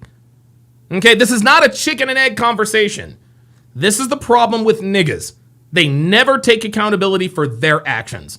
Here this nigga is blaming the economy and the impoverished. Nah, bruh. No, niggas are just savages. How about that? How about that? How about that? How about niggas just savages and don't know how to fucking act? Well, poverty causes all this crime. No, it doesn't. Crime causes poverty. And I guarantee you have these niggas, I guarantee you have these niggas committing these crimes on some sort of SNAP, EBT, section. What's your excuse then? Numbers could be skewed and now the numbers are skewed. So you're telling me, that white people aren't more likely to get killed by black people than the other way around? Got it. To manipulate to look like, oh yeah, that's why I said in not at 12 times the rate. Not at 12 times the rate. In suburban neighborhoods, white people are not in danger, and that's what this kind of fear mongering tells them is that you. There it is, fear mongering. Nigga, can you spell fear mongering? Number one, number two, you're goddamn right. White people are safe in suburbia. You're goddamn right, white people. Dude, they're staying away from you people. They don't want to get shot neither. And ain't nobody worried about niggas coming to suburbia. You're in danger because you're 12 times more likely to get killed by a black person. You are. You live in fucking. Ain't nobody coming after you. You know. Oh, listen to how mad this nigga is. Listen to how mad this nigga is that people. Isn't it funny? Isn't it funny? When white people move away from white neighborhoods, they call it white flight. But then when they come in and try to actually fix the neighborhood, they call it gentrification. Nigga, please. I'm saying, like, nobody tripping on you, but these people just. He said nobody tripping on you, bitches. See, there's the nigga coming out in him. There's the nigga coming out in him. Ain't nobody tripping on y'all. Apparently they are. Scared as the other folks. They are if they get on a bus. Nigga. Not necessarily. If they get on a train. That lady wasn't in danger because that man was black. That lady was in danger because that man was crazy. Nope. Nope. That lady was in danger because that man was a nigga. That man was in danger. Arena Zarutska was in danger because DeCarlos Brown was a savage. We don't have a race problem, people. We have a problem race. We have a problem race. And the problem race is niggas. She wasn't in danger because he was black. She was in danger because he was crazy. Yeah, the nigga was also black. That man was mentally insane. But why was he back on family members? He had his own family members call the hospital to try to get him committed. He told his sister he killed that one. Oh, but okay, but my guy, that doesn't make him any less guilty of the crime. You're trying to justify this crime. Well, the reason he committed the crime is a failure of the justice system. You're goddamn right it was. Because he thought she was trying to read his mind. Yep. Oh my God. Why was he let out though? And I'm not saying it's because he's black. Yeah, I'm saying people look at it though. The judge said part of black fatigue. He's insane, right? We agree. That's not a black and white issue. He was deemed not fit to stand trial, right? Right. Jesus. Now he should have been institutionalized. Right. The IOU policy, meaning you don't have to pay bail. You don't even have to stay here until you're actually convicted. You just say you'll come back. Right. Which is messed up. Yeah. The judge, Teresa Stokes, black woman, said, "Well, this is about racial justice. We need to be softer on crime." So that's her. There it is. There it is. There it is. Cool Convo says, bro, we're not trying to kill anyone. Yes, you are. Yeah, y'all are. You niggas trying to kill all white people. That's what y'all trying to do. Like, let niggas like you tell it. Yeah, y'all trying to kill everybody. Y'all trying to kill everybody. There's precious little evidence of that. Tell that to the Austin Metcalf family. Cool Convo. Tell that to the Zarutska family. Oh no, we ain't trying to kill anyone. Yes, you are, and you do. You just heard Mr. Crowder say white people are 12 times more, even if that's an exaggeration. Let's just say he exaggerated.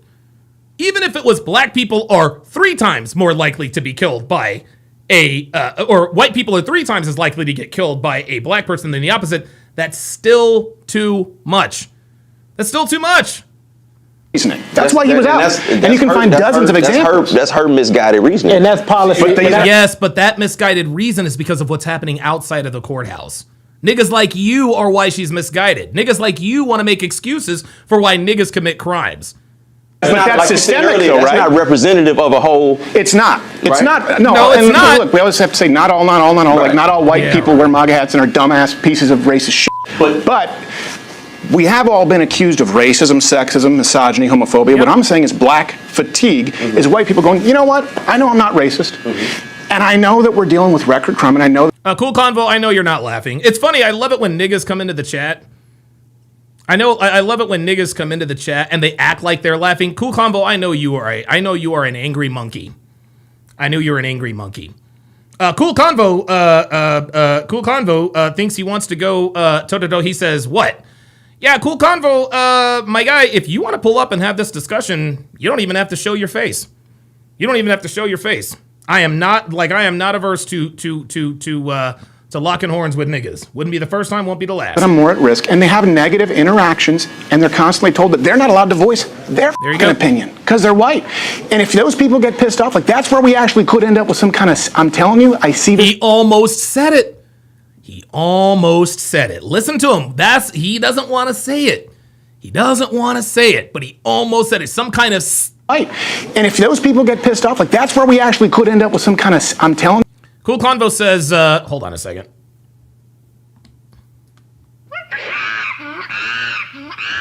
Now, I can actually speak a little bit of nigga. What am I projecting? Do you know what projection is, Cool Convo? Projection is accusing someone else of doing something that you're doing.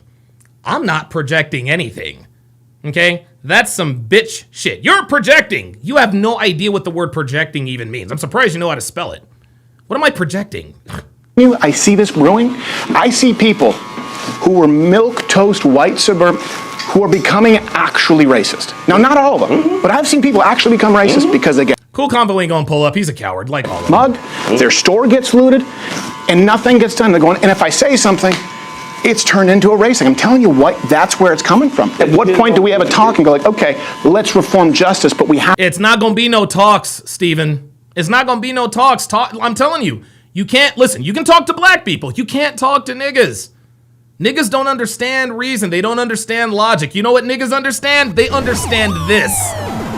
That's exactly what the fuck niggas understand. That's what niggas understand. And by the way, let's go ahead and check the nigga dart. Yep. There he is.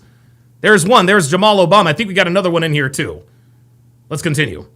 To be honest as to why it was reformed in the first place. This guy, it's not even the only one. It's every 3 days someone's being offed. Yeah, but at the same time, let's there it is.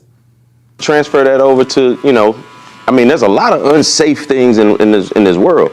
Like getting mugged by a black person is not the paramount unsafe thing. Getting mugged by a black person is not the paramount unsafe thing. All right, Cool Convo, you're out of here. You're out of here. See, Cool Convo, I want to talk to you. I want to talk to you, but I'm not going to go back and forth with you in the chat. Because I know a lot of you dumb niggas, I know a lot of you monkeys like, this nigga's afraid to talk to me. I'm not afraid to talk to you. I am not afraid to talk to you. The link is right there in the description. So you can pull you can pull your bitch ass up here and you can talk to me about whatever you think you disagree with. But I'm not going back and forth with your monkey hyena ass in the chat. Sorry. I don't lock horns with niggas. Sorry. There's school shootings. There's road rage. Oh my God, school shootings and road rage. This guy, every single time niggas, oh my God, dude. This is so funny. There's school shootings, yes, and school shooters are dealt with very harshly. They either get put down for the cops, they're sentenced for life, or they end up offing themselves. They're not getting away with school shootings, number one. Number two, niggas shoot up a lot more than schools. Niggas shoot up malls. They shoot up barbershops. They shoot up convenience stores. They shoot up churches. Hell, they even shoot up their own fucking neighborhoods. They even shoot up their own neighborhoods, but this nigga wants to talk about school shootings. Nigga, you don't care about school shootings. They're killing white people. Ain't no school shootings in black neighborhoods, my guy, and I straight out. All of that shit. Yep. And the primary people that commit a lot of those are people who don't have this skin. No.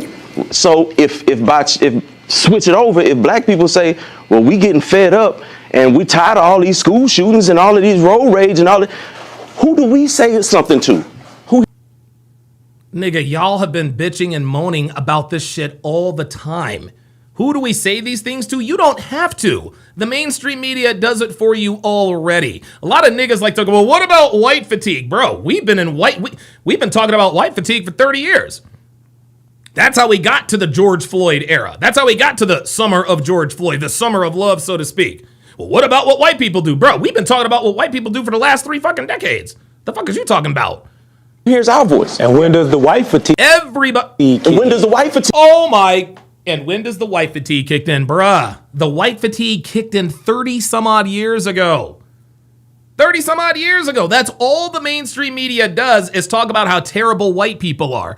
But as soon as people start talking about what niggas do, well, what about white fatigue? Don't worry about white fatigue, bro. Well, we've been hearing about white. That's the point, right? We've been hearing about it all our lives about white fatigue, about systemic discrimination. Thank you. Right? That's the problem. Nothing's been done? What are you talking about? This nigga's talking about nothing's been done. DeCarlos Brown was released for racial justice. That came right out of the judge's mouth. We got the catch and release. We constantly see police videos of niggas doing nigga shit and getting released because they weren't competent enough to stand trial. Then we've got reparations. Niggas have been getting reparations forever. Food stamps, EBT, SNAP, Section 8, free education, free healthcare. Nothing's been done? The fuck are you talking about? That's why we've done systemic justice reform that has led to more crime, right? That's the reason for no three-strike policy. That's the reason for cashless bail. That's the reason for catch and release. The reason for it, in the wake of Black Lives Matter, George Floyd riots, Summer of Love, was we're going to reform crime, we're going to reform the justice system. And things got worse, my guy. And it's gotten worse everywhere it's been. And then when white people leave those neighborhoods, well, now it's white flight. If they come in, it's gentrification. Unbelievable! Unbelievable! I swear to God. Man, I'm going to tell you what, man. I'm going to tell you what. A lot of people who are pissed off, and they're not going to sit down and have this conversation. Yeah, BS Profile says white fatigue was the civil right. Yeah, white fatigue was already dealt with. That was back in 1865. And be real about it. And they're going, well, what happens when someone has to keep their mouth shut about everything? Nobody tell you have to keep That's how they feel. That's how they feel. I don't believe. That's how they feel. That's how they feel. And their feelings are valid. Because as soon as a white person comes out and talks shit about black people and what they do, niggas won't get stupid. White people have to keep their mouth shut. I think white people don't speak up about a lot of the things that they do and they perpetuate. Exactly. Why would they? Okay, so here we go. White people do it too. Okay, so because white people do it too, that makes it okay for black people? Nice try. That affects us negatively. And what exactly do white people do that affects you negatively, my guy? And I guess Steven needs to ask this question. What rights do black people have? What rights do white people have in America that black people do not? What rights do black people have? What rights do white people in America have that black people do not? That's the question he needs to ask. White people don't talk about what they do and how that affects us. They don't have to. The mainstream media does it for them. The mainstream media does it for them. What about white fatigue? Bro, we've been in white fatigue for 30 years. This is why we have DEI, affirmative action. This is why we have reparations in the form of welfare. We have overcorrected. That's the stuff that nobody wants to. The issues aren't made about those things. The issues are made about them all the time. MSNBC, CNN, CBS, ABC. Need I say more?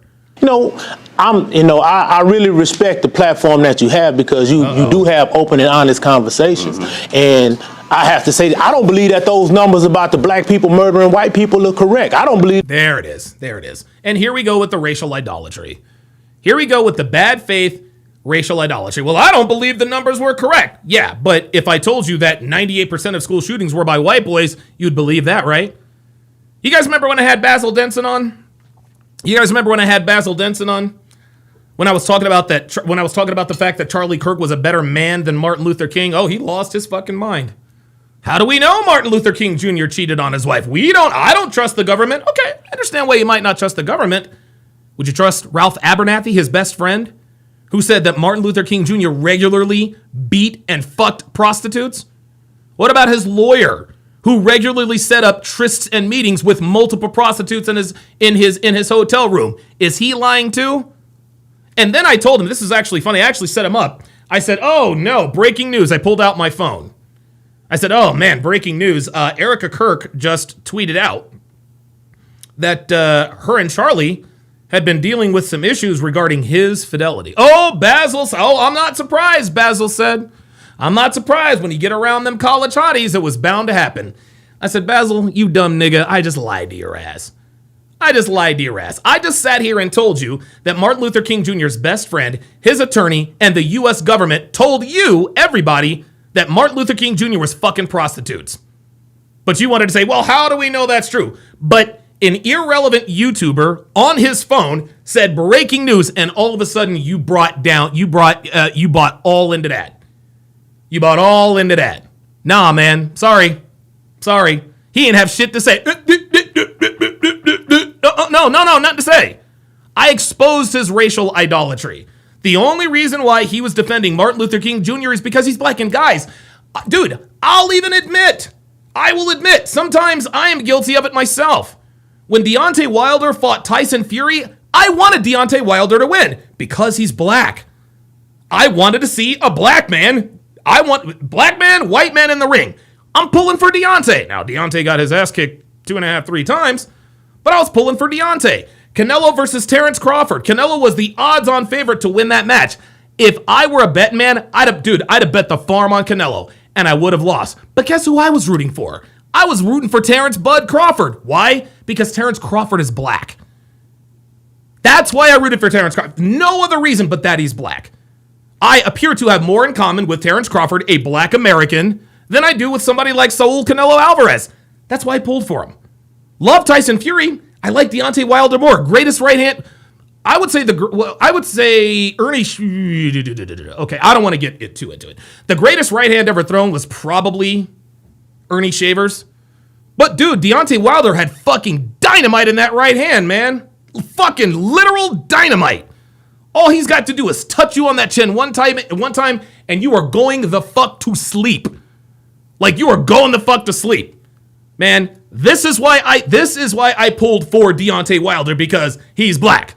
I can admit that. I'm not about to come here, well, the reason I pulled for Deontay Wilder had nothing to do with the fact that he's black. No. That's why I wanted him to win. I wanted Terrence Crawford to win because he's black. That's why I did it. Max says I definitely wanted Tyson to win. Exactly. Just keep it real. Those numbers are correct. What if they are? What if I'm not lying to you? If you're not, then I've been misled. Well, there you go. There it is. If you're not lying, then I've been misled. Join the club, my guy. Welcome to the real world, as Morpheus said to Neo. The scales on your eyes have been removed. And he said, if you're telling me the truth, I've been misled. I think this is disingenuous because I don't think he's going to acknowledge that. I've been isolated from realistic numbers, but I know in this country, from the time that we got here and until now, here we go. From the time that we got here, this nigga's probably what, 55 years old? So you were probably born in the 60s. You didn't experience racism, my guy. You didn't, dude. You didn't. No. Plymouth Rock didn't land on you, my nigga. Nah, bro. You live in I'm assuming you live in fucking Indiana, bro. You live in America, the United States of America. You didn't come over here with the slaves, bro. You didn't experience all of that. There's never been hordes of black people that just go out and maraud and menace white people. No. Did this dumb nigga just say that there has never been a horde of black people who go out and maraud and harass white people? I'm sorry, did you not see what happened in Cincinnati? Are you not seeing what's going on around the United States? Number one. Number two, he's right. There were white people that went around and marauded and killed black people. That shit don't happen no more. It didn't happen to you, and it didn't happen to anyone else you knew, and it's funny. Look at this nigga. Look at it. This nigga right here is like... Really, nigga? I think this... Oh, he's got a... I don't know. We need to clean... okay, so I like the fade. But we need to clean... We need to tighten that... We need to tighten that lineup a little bit more. That lineup... This lineup... No. We need the lineup to be a little crispier. I like the fade. The fade is clean, but this right here, that's a problem. That's a problem. But this dude is sitting here like, yo, I am not associated with this nigga. Like, what the fuck? Interactions happen and things do occur. I'm not saying that they don't, but not by and large in number. We can't be this small a percentage of the overall population and still have the numbers that people try to perpetuate on to us. See, but you are. You are. And this is why people are tired of niggas. And it's interesting. I think that what this guy actually said actually makes a little bit sense in a zany kind of way, right? Niggas commit such a disproportionate amount of the violent crimes in the U.S., he can't possibly wrap his mind around the fact or even fathom that, wait a minute, we cannot be 13% of this country and commit most of the violent crime. It just isn't statistically possible. Unfortunately, my guy, it absolutely is. It absolutely is. Black people do more harm to other black people than we do to other white people. Well, that's so So? True. That's true. So, because people were close. That's true. We also have historical evidence of groups of white people attacking and chasing black people. That's not happening anymore, though. Again, historical evidence. Absolutely right. Listen, the Jim Crow South, it was bad. There's no question. Slavery was bad. Okay? You cannot own another person. That's, listen, involuntary servitude, that's the 13th Amendment. Got it. That is the 13th Amendment. That shit's not happening anymore. Historically, yes, but you don't live in history, my guy. You live in this ain't 1925, my nigga. This is 2025. And this is what white people are tired of. Black people using history to justify their crime today. You aren't accosted by hordes of white people. Not you. Didn't happen to you. People. So it's coming after. So when people say it's not happening now. So when I'm just saying, saying, that's the point. Is we're at a precipice right now. That's a part of the historical condition. It's a part of the historical connection, but that's got nothing to do with you, my guys. This is why the so-called black community is never going to get anywhere. This is why, dude. This is why. Look. I've said this before, and I'll say it again. The black community is history's first example of a failed matriarchy. They really are. Like the black community in America is an abject fucking disaster. And it produces men like this who want to justify the barbaric behavior of savage people. I'm sorry, man. There is no place for people like this in society. We need to bring back the penal colony. Yes, there were hordes of white people who went around looting and killing black people. Absolutely, that was wrong. No question about it. That's not happening anymore. That's not happening anymore. It's not happening to you. It hasn't happened to anyone you know. Well, sure, but someone today. Hold on. I wasn't finished making my point. Sorry, I wasn't finished making my point. When like I said, black fatigue, that's the newest mantra that's been put out into society to make people think that, okay, they tired of black people. They tired of what you said, that we can't say anything about black people. We can't do. Well, when you hold all the power, when you hold all the economic rights, when you hold all the things that make this country move, when you're in charge of those things, you know what I'm saying? I'm sorry, has this guy ever heard of President Obama? Does this guy not realize that we elected a black president not once, but twice? Twice we elected a black president. And I remember when Obama was elected, I thought to myself, wow, black people can no longer be the victim. If a black man can become president of the United States, given our history, anything is possible. Nope. Still making excuses. Y'all have all the power. What power do white people have these days? What dude, honestly, what is he talking about? Well, you know what? I'll put it like this. White people got the firecrackers, we got the stem. That's it. Y'all got the power. The power is placed outside of the black community. No. You have you have the power. That's why you're able to sit here in this barbershop and talk shit about white people. Wait a minute. Is the chat? I think my chat is frozen.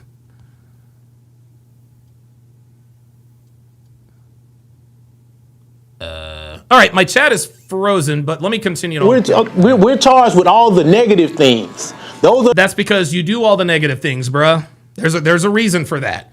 Stereotypes are earned, not given. The things that are really generally coincide with how people relate to us. The bad stuff that's go wrong with this world is the black people's fault. We the smallest part of this country. Remember that. Yeah, the smallest part of this country, but the biggest offenders. The biggest offenders. 85% of the prison population, niggas. 75% of niggas in prison come from single mother households. Yes, niggas are the problem. You know what I'm saying? Yeah, there it is. Max says you can go into any liberal city and see a black woman in charge. Yes, white people don't have all the power. Because if white people had all the power, DeCarlos Brown Jr.'s black ass would have been in prison and not running the streets able to stab the neck of some white girl. Immigrants that come here. Yep, Superman says societally black... Oh, my chat's back. Says societally, black people have the power, it seems. Janelle's with the $5 super chat says many people were killed and enslaved by the British crown 400 years ago. Should I be asking for reparations? It's so silly. Right. We have been tasked with the negative No, bruh. You have earned it. If 13% of the population is committing most of the crime, no one's giving that to you. You are earning that distinction. Criminal, the immoral, that's us. And that's what we consider, that's white fatigue. But you know what we do? We just say, that's just how it's always been. No, y'all don't do that. No, y'all don't do that. You guys assault, you rape, and you murder white people and say, well, they had it coming. We've been oppressed and we need our get back. We need our get back. So we don't make up words for it or terms for it. So now you have a frustrated group of white constituents that feel like, oh, we can't say anything. We have to do this. We have to do that. They can't. So you don't be deemed as that. Well, if you wasn't that in the beginning to start with, there would be no need for the reform or the right. And if niggas didn't act like fucking monkeys, we would not have black fatigue. You see how it works? You see, that cuts both ways, my nigga. The feelings that you have, you can't say anything about because you done treated us like shit for so long, and people finally stood up and said, right, but you weren't treated like shit for so long. What you're bitching and moaning about did happen. Did not happen to you. That's the point. Hey, you got to stop treating us like shit. Now that you want to feel like, things aren't going in the manner that you want them, now we want the right.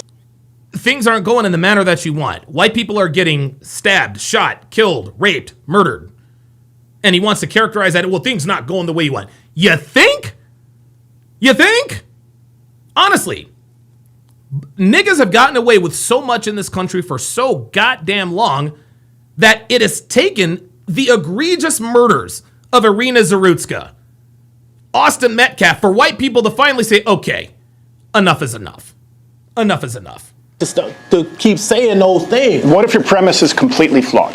And what I mean by that is, if we're trying to understand it, you said you have power in all those institutions. Yes. What if, for example, you have an entire generation of people, young white men, women, who if they apply to a college or apply to a job, they don't have a grant, there's no Pell Grant, there's no type of subsidy, there's no DEI initiative. As a matter of fact, they're likely to be passed over. They hold no institutional power. And when you say black people haven't done anything, when you think of this white person, a young white person, because I'm seeing some people become radicalized, and it can. Yeah, see, here's the thing, Stephen. You're asking them to think critically and logically, and unfortunately, uncivilized people are incapable of that.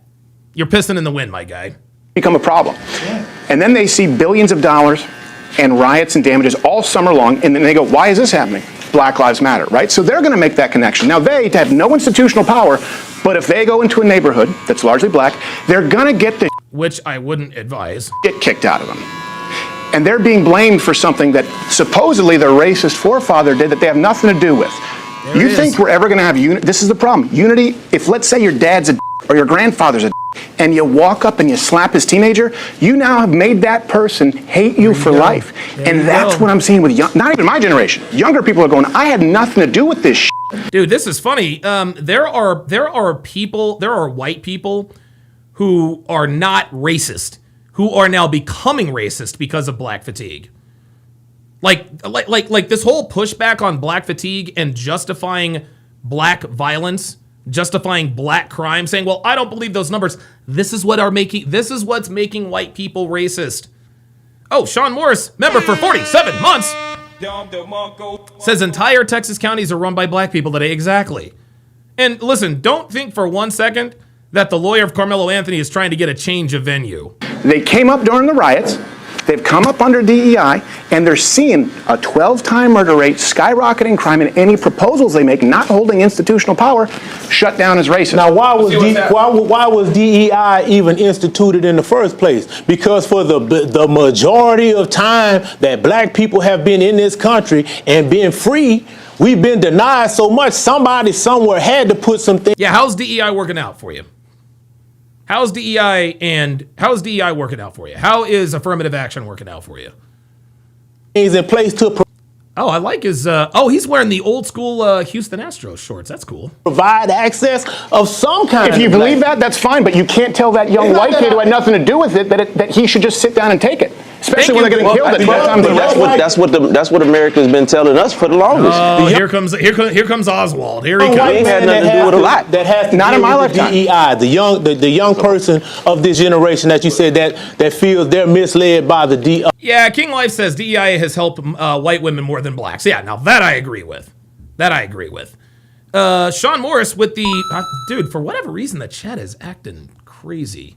I think this is a $5 super chat by Sean Morris. Says most whites in the U.S. today are descendant from people who immigrated to the U.S. after slavery ended. Right. But they don't want to hear that. Being mistreated by the DEI. I'm just using it as an example. They don't hold any institutional power. Young white people don't. They don't have an advantage. Not yet, because they're young white people. They haven't advanced to where they're middle-aged white people, where the power comes. See, what black people, once again, when you got colleges that denied access to black people, you can't come here. That's why HBCUs were created. You see, nigga, if you knew your history, that's why HBCUs were created, my guy. When the slaves were freed back in 1865, Congress got together and said, okay, we need to be able to educate these people. We need to be able to we need to get these people skilled. We need to get them educated. The white universities are not letting them in, so we need to have HBCUs. They were created to that end. Why the fuck do you want to go to a white college anyway?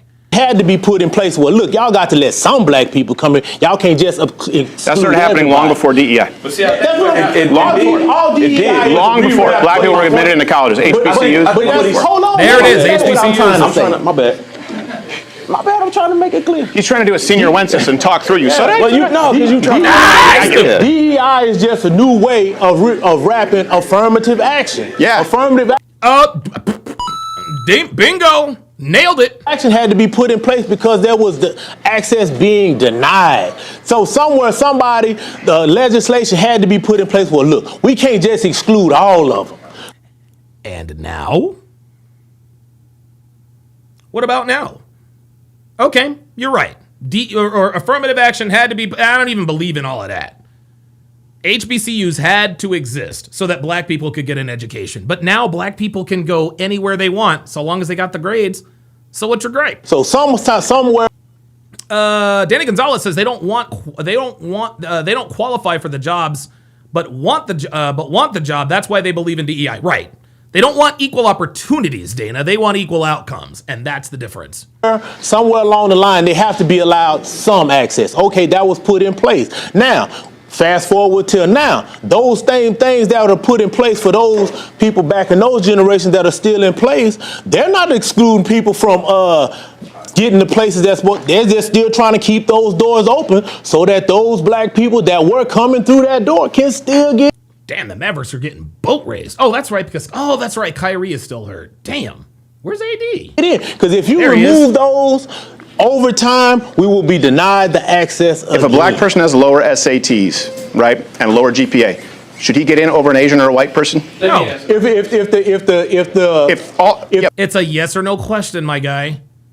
It's a yes or no question. If a white person doesn't qualify to get into school because of his SAT scores, should he get in before a white or an Asian person who has the SAT scores? It's a yes or no question, my guy. If all things are supposed to be laid out equal, no, you shouldn't get. If you don't have it, there it is. That's it. That's what's happening. What it takes to get in. No, there it is. There it is. Got him. That's what's happening. This is exactly what's happening.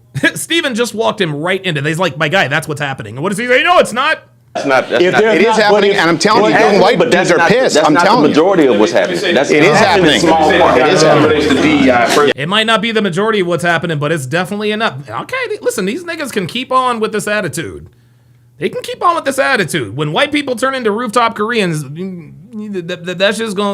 not gonna last that long. DEI has been more beneficial. I'm a former commercial contractor, all right? Your typical Kyle says, what the fuck? I just hit middle age. Where the fuck is my power? Yeah, good question. DEI and affirmative action have benefited white people vastly more so than black people. All you gotta do is look at the business ownership or what have you, and you notice that as long as that white female happens to be 51%, then she qualifies as a minority and a double. Absolutely. He's right about that. I will concede that. Minority because she's white. She's among the minority. Yeah, King Life says they did a double A for my high school They did a double A for my high school's valedictorian. They gave it to a sister and gave salutatorian to an Indian kid, even when the Indian kid's GPA was higher than the sister's. Wow. In business ownership, and she happens to be a female, right? So you look at that based on population dynamics, and that automatically tells you this whole. Rumble Son said on the Rumble side said maybe by 2035 the slavery excuse will go away. No, it's never going away. It's never going away. These niggas gonna hang on to this forever. The thing about this whole thing about DEI was, number one, not as much targeted towards blacks as much as it was targeted towards minorities, which so nigga, you still want a handout? Got it. Includes that LGBT. I agree. Right. So when we talk about that, we need to really deal with the real problem. And as it relates to the riots, let me tell you something right now. Listen, in the black community, I'll be the first thing now. We do have intractable problems that are not going to be solved in one conversation. But what I'm going to say about that, as well as the reason why the black community becomes so infuriated, all right, is when you see gross negligence of justice or misjustice happening and nobody does anything. And nobody does anything? What are you talking about? Derek Chauvin is in prison. Derek Chauvin is in prison for a crime he did not commit.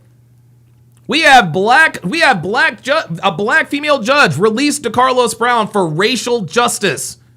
Carmelo Anthony's bail was reduced from $1 million to $250,000 for racial justice. What does he mean nothing's being done? Guys, when this guy kneeled on this man's neck, we're going back to George Floyd. Look, if he had done something when he was subdued and on the ground, what was the real reason for kneeling on his neck except to inflict fatal harm? He didn't inflict fatal harm. He didn't inflict fatal harm. George Floyd died of a fentanyl overdose. That's right, a fentanyl overdose. Yeah, Robert Anderson says, I've been hearing this conversation all my life and it's exhausted. This is crazy. King Life says, it's like talking to the wall with these people. Yep.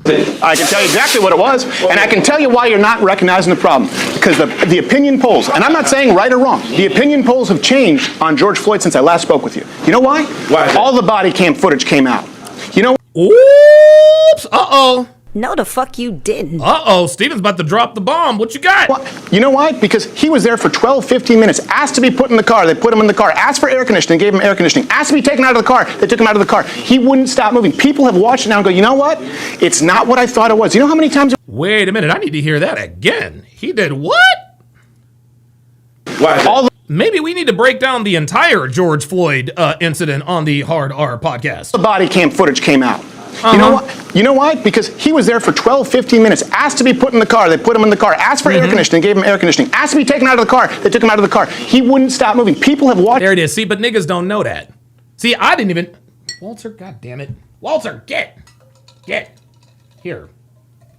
There's water. Drink that. There. See, I didn't even know that. He said, give me air conditioning. Roll down the window. Take me out of the car. It's almost like he was looking for a reason to get assaulted, and, well, they found a reason. But now these niggas are now dead-ass silent because now they're probably hearing this for the first time, too. Your typical Kyle says, I'd say DEI helped women in general. Yes, I agree it helped white women more, but overall, women benefited over men. I agree. Now go, you know what? It's not what I thought it was. You know how many times he was arrested before that? 9. He shouldn't have been... You know what would have saved him? God. 3-strike policy. He robbed a woman at gunpoint with a child in the house. And so white people look at it... Whoa. I'm sorry. Where's the response now? I'd like to see what their response is to this. White people, right? Who you have to understand, during COVID, this is a whole generation of people. White people did not have any fucking opportunities during COVID. They didn't get to go to the graduation, college, black, white, all of them, right? It's a generation that's pissed. Yeah, Max says, the police released his friends without incident. They were black too, right. But the reason why they arrested George, is because he was the one acting like a nigga. Rightfully so, they got screwed. I think we can agree on that. They're going, I watched my city burn down for a guy who was arrested 9 times and committed violent crimes against women. Woo! What? Oh, man. Oh, my God. Oh, good God. Yo, Stephen Crow. Wow. Now, you know, That's a travesty of justice. He shouldn't be out in Let me public. say this to you. How many felonies does President Trump have on his record? Yeah, he was Yeah, none. And what does President Trump have to do with George Floyd, nigga? still allowed. See, here we go. What about the white people dough argument? All right, so see, here's the thing. Here's the thing. This is funny. So what I'm picking up on a pattern. Every time Crowder kills them with the facts that shows them unequivocally niggas being niggas. Well, what about white people? What about school shooters? Right? What about white people crime? What about white fatigue? Anytime Crowder makes a point and defeats their argument, they instantly go to, well, what about the white people though? King Life says Trump never held anyone at gunpoint. Yeah, and he never did fentanyl that we know of. None. No criminal felonies. None. Look at him. Can't even say, look at him. This nigga don't even know. Look. See, guys, this just proves that niggas just don't know. This nigga actually thinks that Trump was convicted on all these felonies. He was not. Because if he were, he would not be the president right now. Just listen. His record, yeah, he was still allowed to occupy the most. No criminal felonies. There it is. Look at him. Look at him. Look at the look on this nigga's face. He was still allowed. Look at it. Look at the look on this nigga's face. He ain't never heard this. Occupy the most. No criminal felonies. Look. He's like,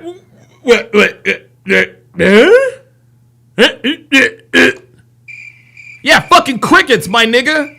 Crickets. You didn't know that, did you? They didn't tell you that. They didn't tell you that in nigga school, did you? Trump's a convicted felon and he's allowed to occupy the White House, so that gives all black people permission to go out and commit crimes. Nah, bruh. Nope. None. Janelle's 8870 with the $5 super chat says, my cop friend says that dudes swallow their stash all the time and end up ODing in jail. George would have been the same if he made it to jail. Absolutely. Yeah, Blue Toad Monk says being charged is not the same as convicted. Yeah, checkmate. Yeah, like, dude, like he just got, look at him.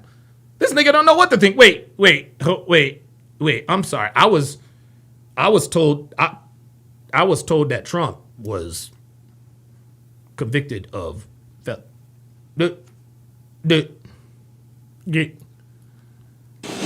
Look at him. Look. Man, he defeated my argument. I can't believe it. No criminal felonies, but he's got moral felonies, which would, if there was... Oh my God. So Trump might not have any criminal felonies, but he's got moral felonies. Yet another subjective term. He's got moral felonies. According to who? According to who? You niggas? You people? I swear to God, every time Steven makes a point that defeats their argument, they can never concede it. Okay, so he might not have any criminal felonies, but he's got moral felonies. You know what? Let's impeach President Trump. He is guilty of moral felonies. Fuck out of here with this.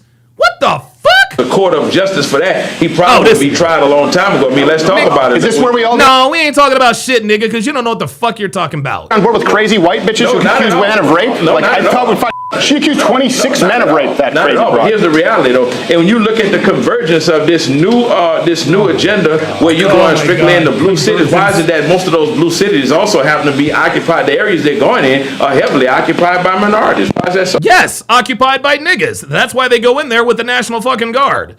You don't remember when the Chicago nigga said, yeah, bring the National Guard up in this motherfucker. We about to find out. Well, black people tend to vote Democrat, and they're run by Democrats. Detroit, you can look at it. You can look at Chicago. Is that what you mean? I mean, no, that's not what I'm... No, that's exactly what you meant, bruh. I'm asking you at all. What I'm asking you is, like I said, with this all-out assault right now, just last night they were talking about something in Chicago, right? But 1 o'clock in the morning, you had people in military gear, what have you, helicopters and all this kind of stuff like this here, not just knocking doors down, but dragging people out. Because it's the murder. Good. Fucking good. I'm glad they're dragging niggas out in the street at 1 o'clock in the morning in full military regalia. You're goddamn right. This shit, not just knocking doors down, but dragging people out. Because it's the murder capital of the country. You just said black people are more harmed by this. We don't want to take out murderers? No. I think really what you're confusing what I'm trying to say to you. No, he's not confusing what you're trying to say. He defeated your point, and you're now trying to shift the goalpost. Are you talking about the National Guard in Chicago? No, what I'm trying to say to you is this, though. If we're going to talk about the problem... Danny Gonzalez has upgraded her membership Appreciate that very much. Let's talk about the problem in its totality. The fact about it is, when you talk about white America being pissed, white America is going to always find a reason that doesn't fit their narrative or what have you. Yes, guess what? Black America does literally the exact same thing. That's that projection you were talking about, Cool Convo. That's projection. That's projection. Well, white people are complaining about stuff that doesn't fit their narrative. My nigga, so do black people. But that don't make it any more right now, does it? But what white America fails to talk about, and what never ceases to amaze me, is the fact that the biggest threat is not going to come from blacks. The biggest threat is coming from within. You look at the average. No, the biggest threat is coming from niggas. Average person has been committing some of the most heinous crimes over the days. Did this Nick?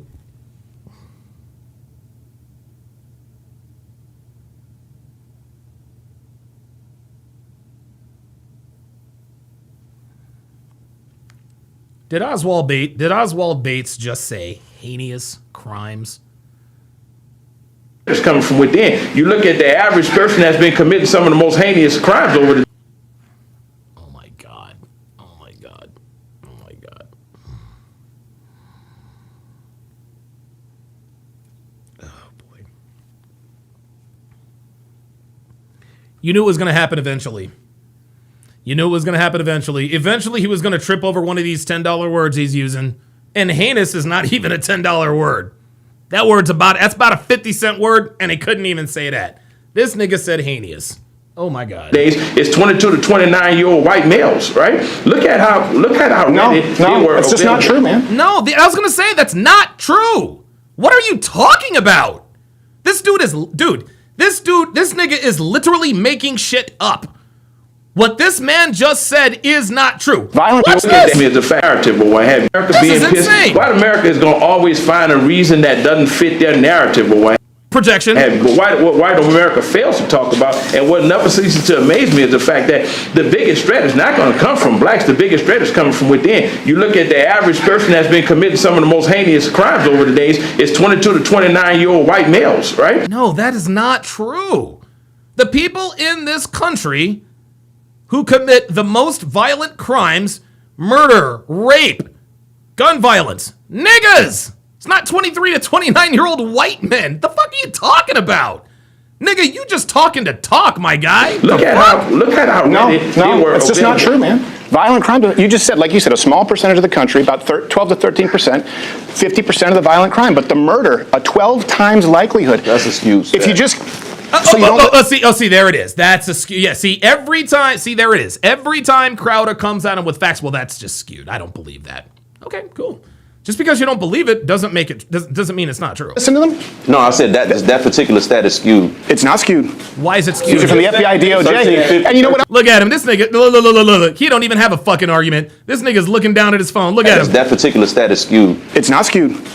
Where is he on? Niggafacts.com? Niggafacts.com? Look, if you go to niggafacts.com, yeah, all this shit is skewed.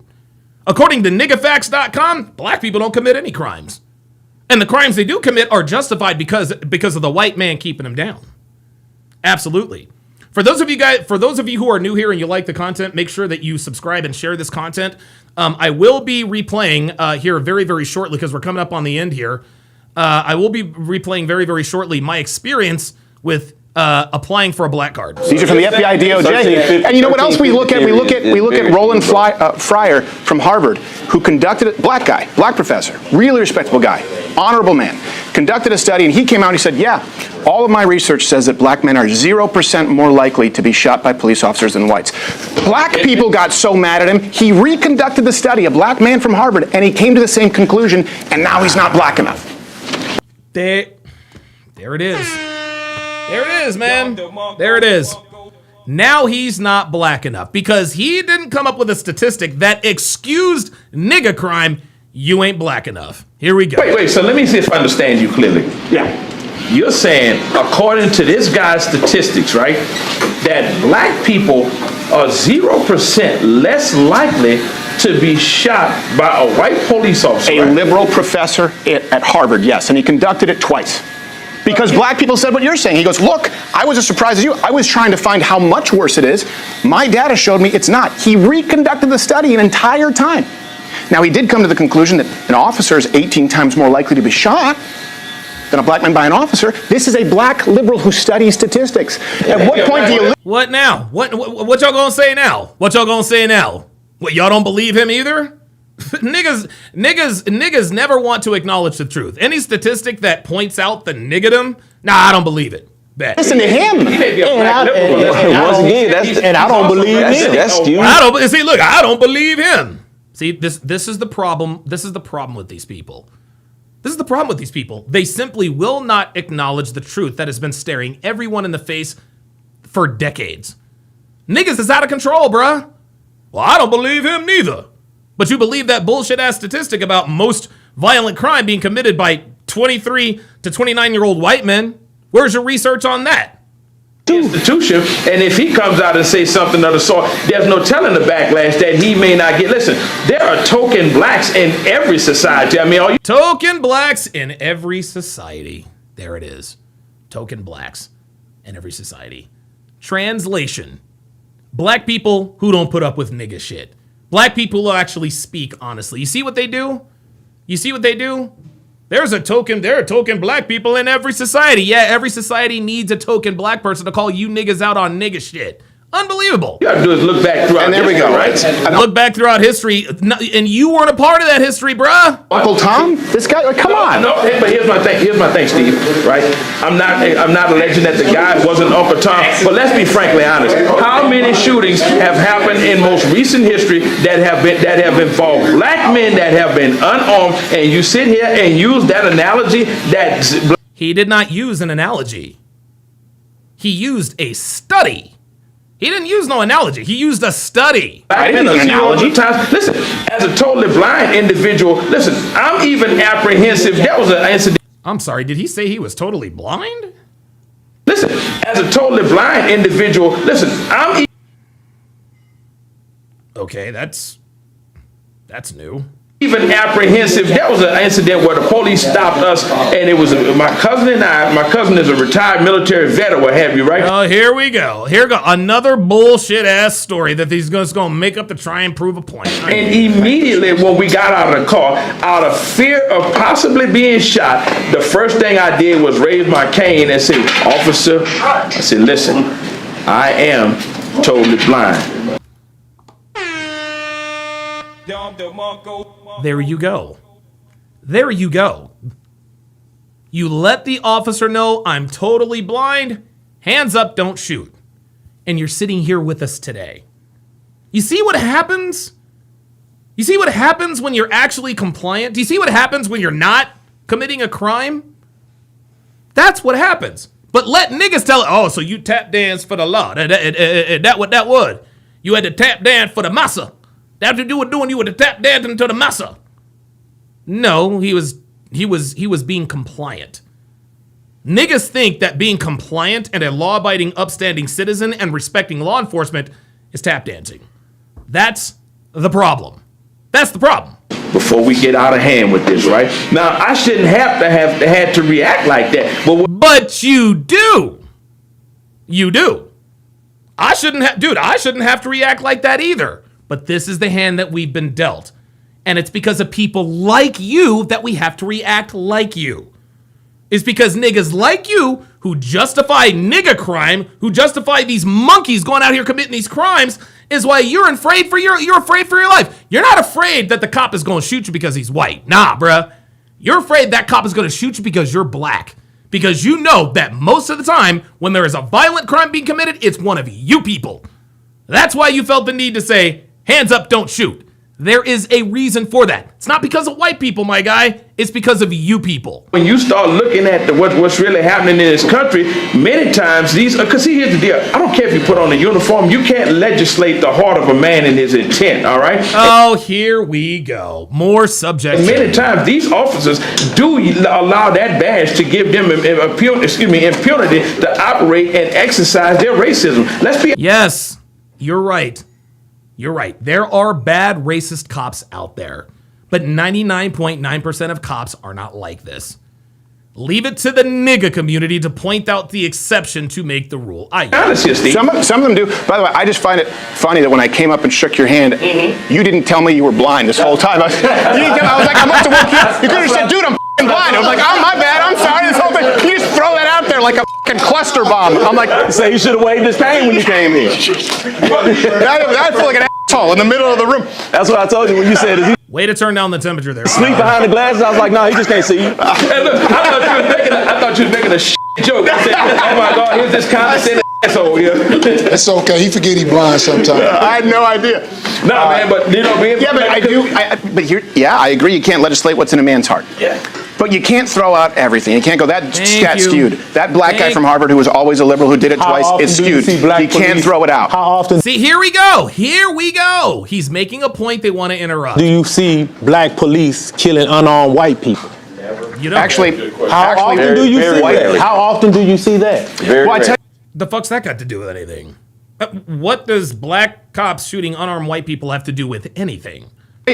Actually, the stats show that when you're dealing with armed white people versus black armed people, white armed people are more likely to be shot by the cops than black. There you go. Uh-oh. Gotcha, bitch. So if you don't want to be shot by the cops as a nigga, stop committing crimes and stop brandishing weapons. How about that? How about that? Oh, an unarmed black man was shot and killed. No. He got shot and dropped the gun. No, he fired 3 times on officers and they returned fire and killed his ass. White armed people are more likely to kill police officers. Look at what happened in Kansas where those 5 police officers. Let's call the stats a wash on that. Here's what I do know. Everyone wanted the body cam footage, and I agree. I was like, we should have body cam footage. We should have accountability for police officers. Bruh, dude, I said it before and I will say it again. Niggas wanting body cam footage from all these cops, biggest backfire in history. Oh, listen, Black Lives Matter came out. We need the body cam footage. We need to see what these racist white cops are doing. Instead, it has exposed the degeneracy, the depravity, and the cesspool that is the black community. That's what it's done. Part of the black fatigue is because of body cams. You guys wanted body cams? You got it. Biggest backfire in the history of this country. We need body cams so we can ferret out the racism. Nah, man. No, we see where the real racism is now. Right? And we were to believe after the era of, remember, we went through Trayvon Martin, Tamir Rice, Mike Brown, obviously yep. George Floyd. There were so many that you could use as examples. We thought that we'd have a rash of body cam footage showing us the police brutality.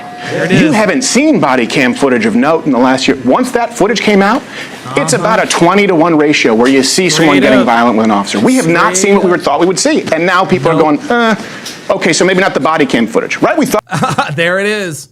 Jay Belay says the cams gave us the hard R, though. Yes, it did. And we are thankful for the body cams. We'd see all the abuse. Wait a minute. Before you jump off of that point, what about the body cam footage where we see white people and white police and the white citizen is being belligerent with the police, but the police showing extreme restraint in dealing with that person. Whereas black people, we reach for your wallet, bow, you get shot. That's because, and it's funny, you reach for your wallet, bow, you get shot. What did that dumb nigga with the dread say earlier? Man, you fuck around and say the wrong thing, you get your ass whooped. Black people are more violent than white people. That's why they get shot more. Okay, let's just keep it fucking real. That's why they get shot more. Because you niggas are violent. You niggas like to talk shit, you like to run off at the mouth, you like to threaten the cops. Dude, black people threaten cops all the time. Man, I'm gonna whoop your ass and I'm gonna do this and I'm gonna come back to your job and this and that and the other. Yeah, you gonna catch some hot lead. You gonna catch some hot lead, nigga. A phone in my hand. Bow, you get shot. And that's not. I'm not doing anything. And bow, you get. There it is. I'm not doing anything. That's not even close to true. Now this nigga's lying. So you mean you were under a tree, studying for your calculus exam, and boop, you get shot. Is that how it is? I'm not doing anything. Hands up. Don't shoot. Bop, bop, bop. That's how it's happening. Nigga, please. The stats don't reflect it. But white people are being killed in record numbers right now, and they're pissed. And if you keep just not listening to them, look, like you said, white people are the majority of this country. You have young white people who are getting more and more mad. I'm just telling you the truth. I'm telling you, listen, these people don't have to listen to Steven if they don't want to. They don't have to listen to Steven if they don't want to. These niggas gonna find out sooner or later. Because as I've said many, many times before, white people are not going to continue to allow this to happen to them. At some point in the not too distant future, there is going to be an incident. There's going to be an incident. And they have the guns. They're mad because this thing. Here's why. Here's why. Why are they mad? Are you serious, nigga? For real? You don't know why they're mad? They go, look, I'm 12 times more likely to be killed by a black person than you are a white person. And you go, well, that doesn't count. They go, look, my dad's business got burned down. Yeah. And where? My city got burned down. I've been accused. Do you hear them asking? Well, where are you more likely? Every time Steven comes out with a fact, they try to disqualify it with a disingenuous question. Jesus Christ. Being a racist. He doesn't even have to say 12 times more likely. White people are more likely to get killed by black people than the opposite. King Life with the $5 super chat says, did you watch the cop pistol whip video? No, I did not. Damn, what happened there? No, I'm not. And I'm looking at this right now, and I'm not allowed to have an opinion, and I can't go into certain neighborhoods because I get my ass kicked, and then you just say, yeah, but you've had systemic power. That is a surefire way to breed racism. Let's be frank about that, Steve. Now, first of all, here's why Let's be frank about that. Yeah, let's be frank about that. What Steven just said was absolutely the truth. Niggas are blaming white people for shit they didn't do. That's the bottom line here. I disagree with you emphatically, right? Number one. Of course you disagree with him emphatically because you're a nigga. That's why. When we create this penal colony, these two niggas need to be sent over there. If you guys love these niggas so much and these people are victims and they ain't doing nothing wrong, cool. You guys can go to the penal colony with them. Well, it is historically proven when historically is not now, my guy. All riots, and this is the crazy part, most times we as blacks, we tend to riot in our own neighborhood for the same reason why we're not 12 times likely to kill a white person, because of that fact that the penalty is going to be much harsh, okay? Yes, what this nigga just said is, well, the reason why we don't riot and loot in white people's neighborhoods is because the penalty is going to be harsher. What difference does it make if you're committing a crime one way or the other? You see what this nigga just said? Well, the reason why we destroy our own communities is because, well, nothing is going to happen to us. But if we go to the white neighborhood, the penalty is going to be much harsher. I would love to see, and you know what? It's interesting.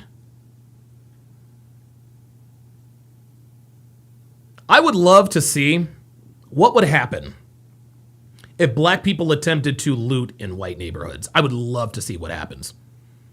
I would love to see what happens. My guess is that not a lot of black people would be getting arrested. Not a lot of black people would be getting arrested. You guys can do the math there. If black people were really the kind of threat and menace to white people as we're going to sit here and say that they are, never mind. They are. And the stats, there's no way in the world that. Never mind the stats. There we go. Never mind the stats. He just wants to he wants to just throw out everything that proves Steven's point. Just throw it out. Never mind the stats, brother. The stats are there for a reason, my guy. Most of us. We're not having this conversation for no reason. Will still be here, because guess what? You guys will find a way to deal with the problem if it is from a multiplicity of angles, all right? So, like I say, when I'm saying this right now, when it comes to we did deal with it. Who controls that narrative, Steve? We did deal with it. You know what we dealt with it in liberals in blue cities? Cashless bail, catch and release. We did everything that was demanded. There it is. They defunded the police in some cases. Niggas are getting off. People are getting catch and release. Like, we've overcorrected this, and niggas are still complaining. Police in certain neighborhoods. Guess what? No blacks have asked for defunding the police. Oh yeah, yeah. And see, so now there he goes. Now he's got his own people be like, nigga, yeah. Like, you need to shut the fuck up here. Look. They're in on him now. He's like, I disagree. They're like, nah, bro. Cashless bail, catch and release. Listen, we did everything that was demanded. Defunded the police in certain neighborhoods. Guess what? No blacks have asked for defunding the police. Oh yeah. Nigga, are you for real with this? Did you see what the fuck happened in Minneapolis? This nigga. Oh, well, that's probably not. It's probably not a good question. He probably didn't see what happened in Minneapolis. He probably heard about what happened. But for this nigga to sit here and disingenuously claim that there wasn't no black people trying to defund the police, bro, what are you talking about?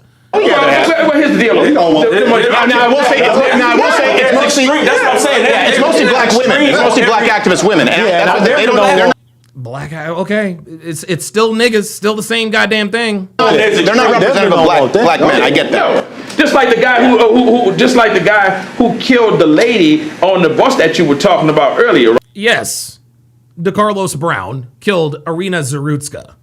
He probably can't even pronounce DeCarlos Brown's name. Right? He doesn't represent Black America and what he did. I mean, listen. Oh, yes, he does. Oh, yes, he does. Oh, yes, he does. Isn't it funny? Isn't it funny? Isn't it funny that this nigga wants to sit here, the nigga right next to him said, well, this was a mental health crisis. But then he wants to turn around and say that black people don't commit those same crimes. He's not a representative. I thought there was a mental health crisis in the black community, but DeCarlos Brown is not an accurate representation of niggas? Come on, man. King Life with the $5 super chat says he sent it. Okay, I'm not sure if that's safe for YouTube, so I'll have to screen it. Here's where he does. Just listen to me here. Here's where he does. Here's where he does to a lot of people. And this is what I'm just trying to, because last time I sat and listened, but I want you to hear something really important. Here's where he... Yeah, Stephen, again, Stephen is making the same mistake as Myron makes, as he is assuming that these people are listening to him with a logical ear. They're not. They're not listening. They're simply listening to respond. This nigga just sat here and disagreed. These niggas have disagreed with hard black and white facts. He does. Young white, that person's parents, that person's relatives, look at it and go, wait a second. This guy was out 14 times, and the reason he was out 14 times was because a black female judge, in the name of restorative justice, who has received funding from her own words, NGOs, said, we're going to have cashless bail and catch and release, and the IO... Oh my God, Dallas is getting absolutely dump trucked. What the fuck? God damn, they're down by 30 points. Jesus. Oh, and they can't hit free throws. God damn. Policy in the name of racial justice. So people are going, my daughter's dead because it would have been racist to keep this guy in jail. You need to understand that, right? You hear this? See, there it is. That makes perfect sense, but they still want to argue. Gentlemen, this is racial idolatry at its core. This is racial idolatry at its core. Yeah, but... Understand it though, right? Because you just made those same judgments about people who existed 150 years ago. Yeah. Thank you. This is someone's sister. Her flawed judgment does not represent the opinion of black people, number one. Yes, it does, because you are sitting here justifying his release. What are you talking about? Every time Steven Crowder makes a point, DeCarlos Brown was a nigga who deserved to be in jail. Well, he's not representative of black people. Well, okay, maybe not, ish. The judge said we're going to release him in the name of racial justice. Okay, well, she's not representative. My nigga, then who is? Who is? Every time Crowder makes a point, well, that's not representative of black people. Yes, the fuck it is. This is why, dude, this is why we're having this conversation. If this wasn't a problem, we wouldn't be having this conversation. There you go. Okay, it represents a systemic correction. Well, let's talk about systemic correction. And you know what the problem really is? When you defund opportunities to provide adequate psychiatric institutionalization for those kind of people, that wouldn't have happened. Because let me tell you something. More justification. More justification. More justification. Unbelievable. Even as a black person, as a judge, if you come before me 11 times with all of the information that you provided me with, you know what? Before I release you, you know what? I'm going to have you committed to an institution because number one. Yeah, that's real cute, nigga, that you would say. See, what this dude is. So what this nigga's trying to say is that, well, if I were the judge, I would have had him committed. That's fucking cap. Not the cap. That's fucking cap because you're sitting here justifying the crime.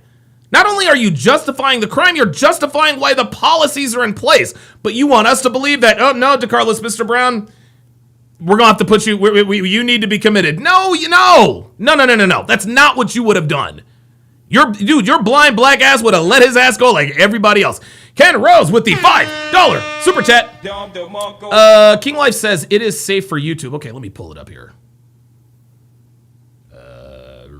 Okay. The greater good is for me to preserve public integrity, and that's on both sides of the spectrum. I don't give a damn if you're black or white. Why do you think they're not committing them to an institution? Because there's no funding available. Because there's no funding available. So now we're blaming it on the funding. Shut down in the name of restorative racial justice. And his That's family, why he wasn't institutionalized. And his family He should have pushed been in against prison. it too. His family pushed against it in certain like they were. There's some of them cases where they were in court. His family was saying, "Don't put him in there." I know. And who gives a shit? But I'm just saying that's part of it. But when you only include the part that says the judge, you're not giving the whole story, and that's what media ends up doing. That creates these tensions in people. What creates the tensions in people are niggas like you justifying niggas that commit crimes. That's what creates the tension, man. They straw man's conversations and only. Oh no, it's a straw man conversation. Oh, now we want to. Okay, now we want to act like we're in debate school. Oh my god. No, it's not a straw. The tension is there. That's what I'm trying to tell you. The tension is. Oh my god. It says guy pistol whips an off-duty officer. Oh my. King Life, are you sure this is safe? It said fatal mistake. Already there. White people are afraid to go in black neighborhoods because. So should black people be afraid to go to school because a white person go come shoot the school up? Right. Ain't nobody shooting up nigga schools, bruh. Ain't nobody shooting up nigga schools. Sorry, ain't nobody shooting up nigga schools. You wanna know why? Because black people kill themselves anyway. Every time we see that, that's what keeps happening. Every time. What about white people though? Not even close. Church. But now you're going to ignore. Now you're going to ignore that. I'm scared to go to church. You scared to go to church, but you sitting in the barbershop with almost 12 black men. Come on, Steve. Now let's be realistic. Who do you think's more at risk sitting down right here? Exactly. He knows. Whoops! Uh-oh! Who do you think is more at risk sitting here right now? It ain't you niggas. It ain't you niggas. We got one white man having a conversation with a bunch of black people. Who is safer, him or you? Him or you? Keep it real. Let's not ignore that. And by the way, this is funny. These niggas always talk about, why are we ignoring? No. I swear to God. Nobody ignores the crimes of white people. Not even white people. The crimes of white people have been blasted all over mainstream media for 3 decades. 3 decades! These niggas are always talking about, well, we need to talk about this. We need to talk. They've talked about it on the news for 30 some odd years. 30 some odd years. White fatigue was the Civil War. Now we've overcorrected this. Now you want to ignore? Ain't nobody ignoring shit. The white school shooters, those boys get put under the jail if they don't get taken out in the first place. This dude wants to talk about shit that mainstream media has been talking about for decades. But because people like me don't want to talk about it, that makes me a coon. I guess then so fucking be it. You're not in danger around us. We don't do that. Hey, here's an irony. Yeah, we don't do that? Yeah, there's precious little evidence of that. There's precious little evidence of that, nigga. Aren't you? Wait, hold on. Didn't you just? Wait, hold on. Just real quick. Shot with almost 12 black men. Come on, Steve. Now listen, look. Now watch this nigga right here. Be realistic. Who do you think's more at risk sitting down right here? Exactly. He know he's not in danger around us. I'm much more risk. We don't do that. We don't do that. What's my timestamp? 38:29. Let's go back to the beginning. 38:29, right? All right. Okay. Listen to what this nigga just said. No, thanks. Well, they said you guys. What do you guys think like when you see someone with a MAGA hat? Because I know we were kind of talking about that last time. Here we go. We don't do that. Out of the same nigga's mouth. Listen. It depends on how they present themselves. To me. Yeah. For me. Well, okay. So like, what would present themselves in a way that would be like decent versus piece of shit? Yeah. You know how some people carry that air of superiority. Yeah. Yeah, it's called confidence, nigga. Look it up. And if you present that to me, I'm very conscious of that. If you present that to me, I'm going to respond appropriately. But we don't do that here, Steve. So define respond appropriately to somebody who is exuding an air of superiority. He knows nothing's going to happen to him because we don't do that, Steve. Yes, you do. Yeah. Listen. That's just me, personally. What would be like an air of superiority? Like, just like certain things you say in conversation and, and like you said, just in the physical nature of these chairs, well, in conversation, you can physically go up and down and put yourself. That makes absolutely no sense. Up above or beneath. So when people do that kind of stuff, Yeah, you know, it's funny that you mentioned that because I actually, when I do the change my minds and sit with people, I actually kind of slump my shoulders and deliberately kind of make myself smaller just to not, it's like, you know, what is it, the crab that has the red under its claws is showing danger? So I don't wear red because apparently that signifies poison. But yeah, no, there's all these body language experts now. You watching TV and I'm like, this seems like horror. Camera, he killed his girlfriend with a... He's thinking about what he wants to say. Yeah. You know, just, you know, often you see in news people just kind of siphon themselves off right into an echo chamber. And I thought it was good. We were just kind of able to see other perspectives. Where do you think the country is now? Like with that? Here we go. Like, is that an open question? Or? Yeah, race relations between, because last time I wanted to get your perspective, and there's a perspective now in the white community. None of us have gone up. Question. The wrong direction. Never mind. I don't want to hear this nigga again. But yeah, this was the guy. Well, we don't do that, Steve. We don't do that. This was the same nigga that was talking about, well, if you say the wrong thing, you might get your ass whooped. Really? By who? You? Right? Come on, bro. Like, dude, these niggas talk out of both sides of their mouth. Well, you're not in danger, Steve, because we don't do that here. My guy, you said you do that at the beginning. I'm scared to go to church. You're scared to go to church, but you sit in the barbershop with almost 12 black men. Come on, Steve. Now, let's be realistic. Who do you think's more at risk sitting down right exactly. Here? Exactly. He know he's not in danger around us. I'm much more risk. We don't do that. We don't do that. Yet, you said that you will respond in kind to somebody who exudes an air of superiority. I swear, these niggas, dude, the jokes write themselves. The jokes write themselves. We don't do that. But 30 minutes ago, you said, you come to the wrong neighborhood, you say the wrong thing, you get your ass whooped. You said you would deal with a person with the air of superiority, but you don't do that. You know, I just watched my friend die, right? Steve, let me say this. Know what bothers me about white people, and this is kind of everything. No, not everything. Not everything. But we smell like wet dog or something. I've heard all this stuff. Let me tell you what. Optimistic Realizer says these black men are arguing like women. That shouldn't be a surprise because the black community is a matriarchy. And when a community is run like a matriarchy, its constituents are going to act like women, which is why these niggas are arguing like what class? Like women. This is where they get their cues from. Fatherless behavior. Talk to me about white people. Let's be honest here, because I work with a lot of white people, so I have nothing against them at all. I work with a lot of white people, and I got nothing against them at all. Oh my God, biggest cap in fucking history. Oh, let me be honest with you. But the problem that the biggest problem that I have is that you constantly get bombarded with the excuses. All right, when you. Guys, this is projection 101, constantly bombarded with the excuses. This is literally what you guys are doing. You guys are making excuses for nigger behavior. What are we doing? This makes absolutely no sense. He talks about the fact that they are constantly bombarded with it. No, this is what you guys do right now. You are the ones making excuses for all of this behavior. This is what you do. Oh my God. Really come down to it. Let's be honest, man. And let's be really truthful with one another. Yes, let's. So, what do you expect when you look at architectural oppression, economic depravity, and social disparity? What would you call it? I mean, bad decision. Huh? Bad decision. Thank you. There it is. There it is. There it is. Dre Raven says, does he have a, quote, white friend too? Yeah, this nigga hates white people. You can always tell when niggas hate white people. Decisions. Yeah, I think right now in 2025, it's bad decisions. I think everyone can make bad decisions. And you know what? I'll even go here with you. In all fairness, I think that's absolutely true. So my question for you is, how do we move past this? Yeah. Okay. How do we move past I agree with you. Now we want to move past this. I agree.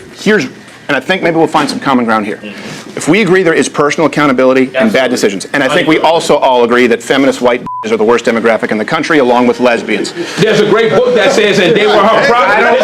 See, that's what I'm saying. Like, I'm telling you, like, believe me, I don't have hold on, let me just clarify, and I mean that.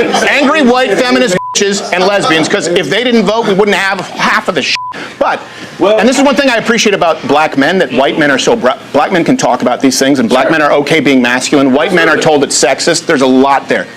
Personal accountability decisions. Now, just take that and apply it. What you kind of just did here is you.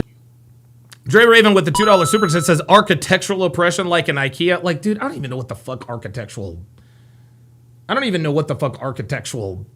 race, like, blamed white people without realizing it for systemic discrimination, and that removes autonomy from a white person to be Steven, they don't know what autonomy means. Accountable and also rewarded for their good decisions. So if we agree it's bad decisions, personal accountability, we'd all be against reparations, and we'd all be against the criminal justice reform. I'm definitely for reparations. See, that's me. You said excuse. Of course you are. There it is. Of course you're definitely for reparations. You're a nigga. That's why you are. You want something for nothing. Yeah. That sounds like an excuse to me. You ain't paid me back. You ain't paid me for what you owe me. What did I take from you? You can't start. Yeah, there it is. What did Steven take from this dude? Not another bill. What did I take until from you paid his old bill? What did I take from you? You didn't take but your ancestors. But you just my ancestors took from your ancestors.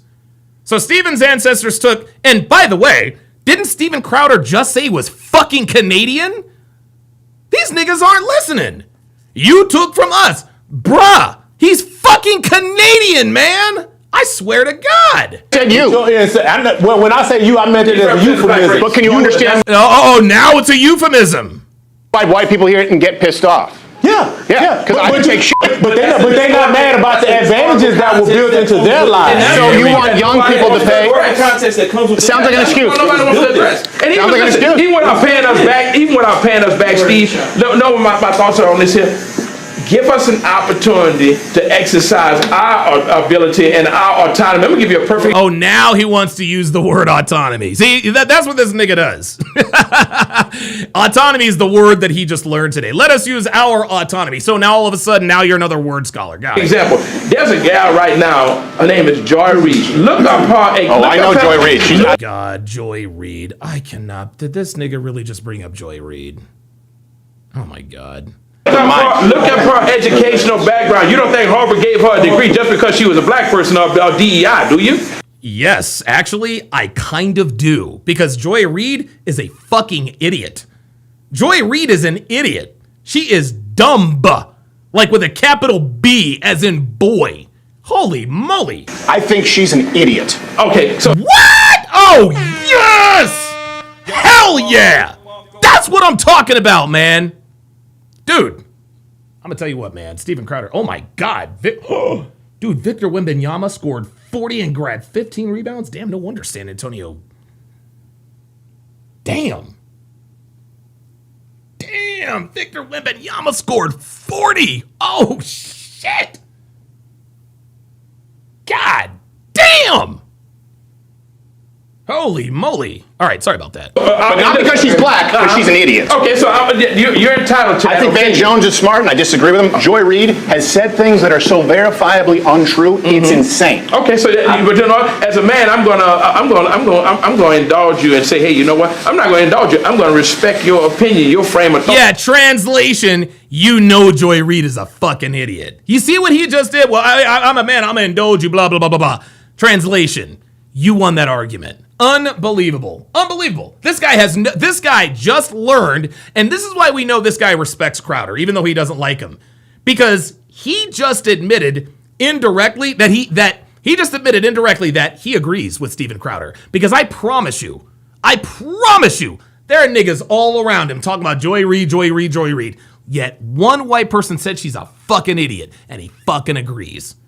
He agrees. He doesn't want to admit that he agrees. But he agrees. That's why he's not arguing back, because he's like, okay, Joy Reid is kind of a fucking idiot. Unbelievable. On that, right? I beg to differ tremendously, but nevertheless, though. You beg to differ? Well, let's differ then. Let's debate. That's why we're having this open discussion. But yeah, let's now really talk about where we need to go from here on. And that is the fact that black people have every sense of entitlement as it relates to having reparations. And I'm going to tell you why, right? Because nobody has ever been as more loyal to white people despite the treatment than black people have, right? Nobody. You show me one race. You know what? They make options and opportunities. I have no idea what this blind nigga's talking about. I really don't. Is available when other ethnicities come here or what have you that we will never get a chance to have, right? And then they turn around and tell us stop asking about reparations. Whenever we want to ask for equality and fairness, it's a problem. So white America. So goddamn right it's a problem because you guys get everything anyway. You guys have been getting reparations for the last 30 plus years. Spend several $1 trillion. When is it enough? Wait, spend Oops. Uh-oh. No, the fuck you didn't. Uh-oh. $7 trillion on what? What did they spend it on? Let's go back to Lyndon Johnson model. Lyndon Johnson, you're talking about the war on poverty? Is that what we're talking about? Yeah. 1965? Why was that done? Yes. All right, but here's the deal. What about the Department of Education? Here's the deal. So now you're saying the Department of Education. Let's go back to the Department of Education. Okay, so my point is hold on. No, I didn't answer your question. All right. The reason that this was given, right, when you're talking about the Great Society program, the reason when you look at the Model Cities program, urban planning, $8 billion into Detroit, adjusted for inflation, the reason that, and I don't know if you know this, black students in this country get more spending per pupil than white students. I don't know if you know that. That's an actual fact. No, he absolutely does not know that. Of course he doesn't know that, because he's an uneducated Negro. In an impoverished neighborhood through public funding, these were the reparations that were asked of white people throughout each decade given, and then we're told, no, that's not the real one. They were given, whether you like them or not, whether you think they work or not. And by the way, I think they're dog shit.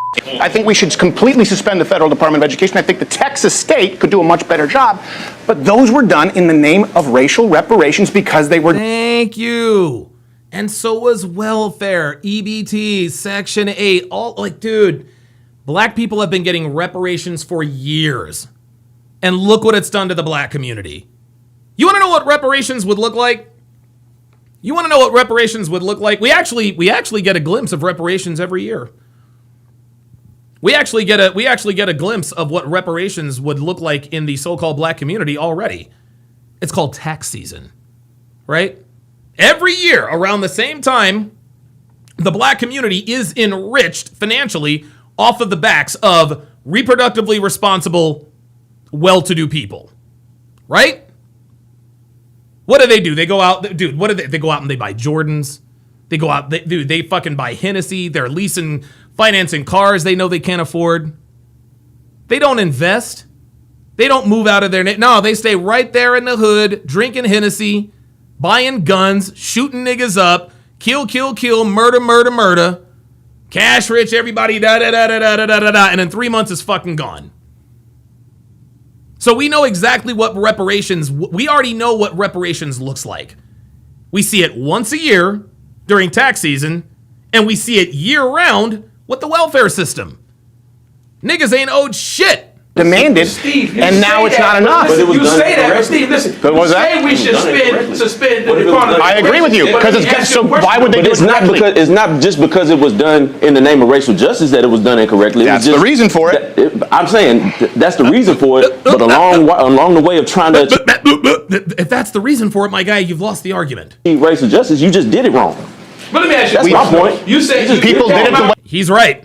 Now he's right. We did it wrong because look at how y'all niggas turned out now. Hey, we were asked. Your reasoning was right. Your approach was wrong. So now you make some 20-year-old kid pay? No, but you came out and said something that okay, well then that's what you're asking for. You said that you're against the Department of Education, right? Let me tell you Federal something. Department. Yeah, Federal Department of Education. Let me tell you something that has come up in a lot of circles. Kyle 2020 with the $2 super chat says reparation is the husband store for niggas. You stupid. That I'm always talking about as a person with a disability.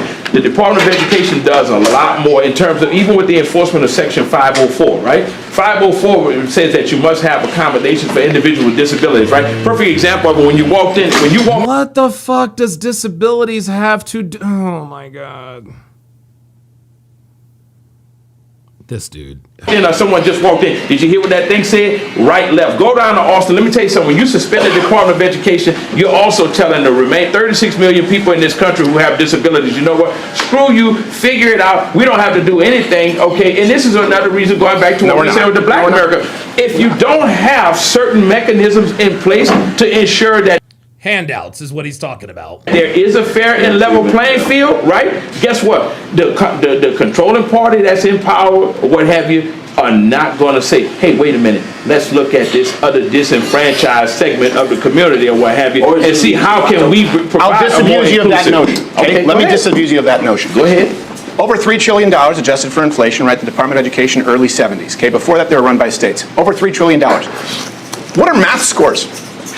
What are literacy scores now? In both? Depends on what part of the country you're asking that about. Here we go. Depends. Yeah, niggas are stupid. That's what he's trying to say. Oh, correct. Across the board. Across the board. You can't go there because I'm gonna tell you why you can't go there. Hold on, let me. No, you can't go there. I'm gonna tell you why you can't go there, because it disproves your point, my guy. That's why you can't go there. Again, and guys, we're at the point. We're at the point of diminishing returns. These people, guys. Hey, listen, man. This is the black community. This is the black community, man. This is the black community. You present these niggas with hard evidence, hard facts, and but. Where do we go from here? I don't know. But you want to know something? I really don't give a shit. I really don't give a shit. I don't give a damn. I don't give a damn about niggas. I really don't. I don't give a fuck what niggas do. I really don't. I just don't care. I just don't care. If it were up to me, I'd ship them all to a fucking penal colony and just let them and just let them have their own society. Because these people are clearly not fit to exist in society with other civilized people. Straight up. Straight up. The people who justify nigga behavior are just as bad, if not worse, than the people actually engaging in nigga behavior. There you go.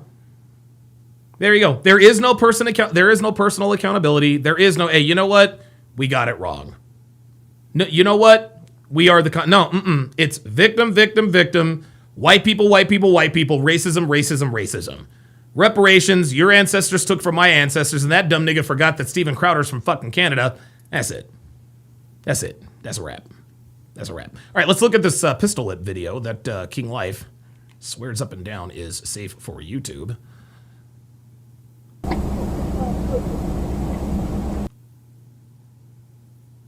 Hold up. Dude, King Life, I can't, dude, what are we doing? King Life, bruh, like, come on, man. Like, dude, like, I love you, my guy, but dude, I've got a video on my screen that shows people shooting. I can't have that. I can't show this. Oh, I can't play this, man. No, man, the first thing that comes up is like people no, man, no way that ain't safe for you. No way. Nope. Guy pistol whips off-duty officer fatal must. No, that is not safe for YouTube, dude. That is not safe for YouTube. You know what? There's only 9 minutes left. I guess I'll do the other 9 minutes because I do want to hear them say, why do young niggas fight in packs? Oh, there we go. Yeah. More. I'll answer the question. Because then I'll show you an example of something that actually works because we need solutions. They're across the board down. In other words, $3 trillion, test scores are worse. And they're even worse in poor areas where there's more spending. Do you know where black students in New York City actually do really well? White Catholic schools, where they have more students. King Life says if it's already on YouTube, it should be okay. Theoretically speaking, yes. But what we have to understand is that just because it's on YouTube doesn't mean it's safe for me to put it up there, right? Steven Crowder couldn't play this video. Myron Gaines, Andrew Tate, no. Channels like mine can't show stuff like that. Just because it's on YouTube does not mean it's safe for YouTube. Students per teacher, on average 35 plus. In other words, they have fewer teachers. It's done privately. Charter schools, school choice is something I support. That means for everyone in this country.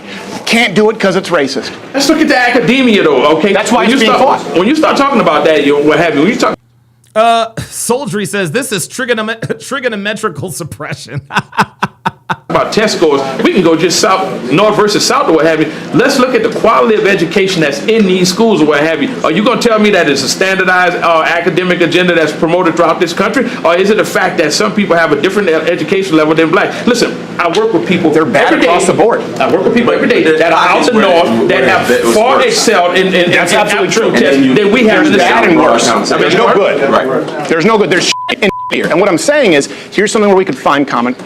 I've proposed this, many people have, where we go, look, instead of giving... You will never find common ground with these people. They're always going to want more and not accept responsibility. ...money to a school. Like you say, some of these schools suck, right? Instead of just putting, let's say the average spending is $15,000 per student. That's a rounded number. It's anywhere from 13 to 50, okay? If instead of putting that money in the administrative costs at a school, what you do is you say, okay, that's a grant, that's a voucher that attaches to the student, and they can take it to any school they want, so they have to compete.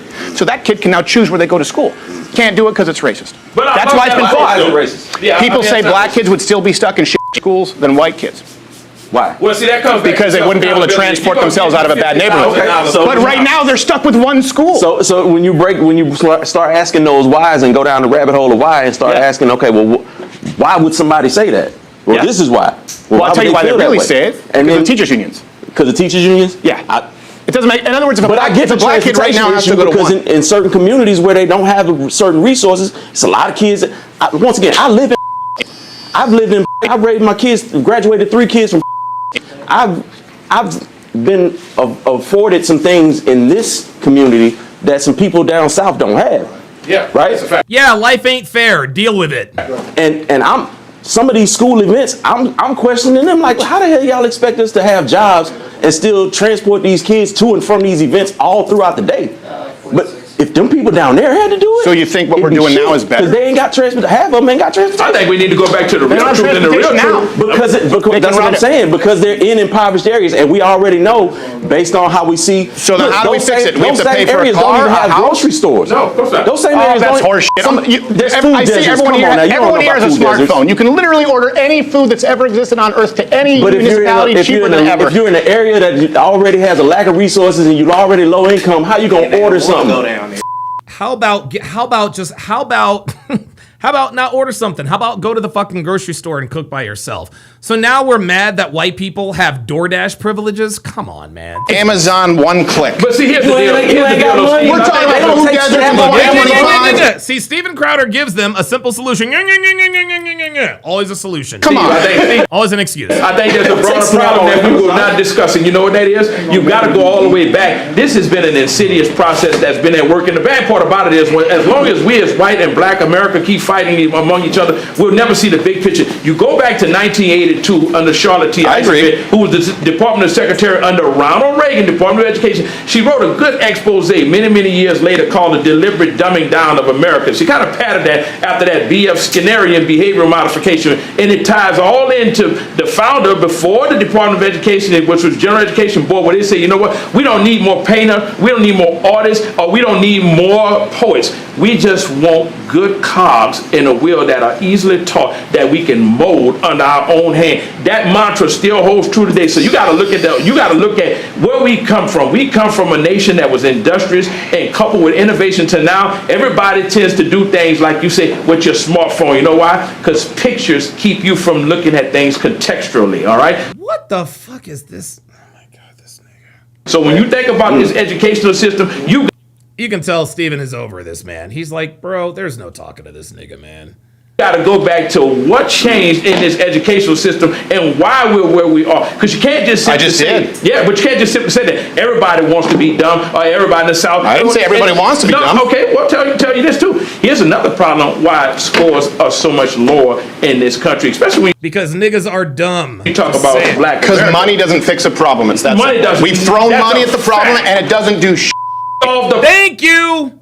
Thank you. Problem at the core root of it and start reforming the real academia, all right? That's where you start. So you know what you tell people? We're going to operate in a system of meritocracy. God damn it, you will eat what you kill. If you're giving you $50,000 to go to school and you decide that you don't want to or you fail to adhere to what's being presented before you, then shame on you. I agree. You do away with DEI, you do away with the sex affirmative action, you do away with all of it. Eat what you kill.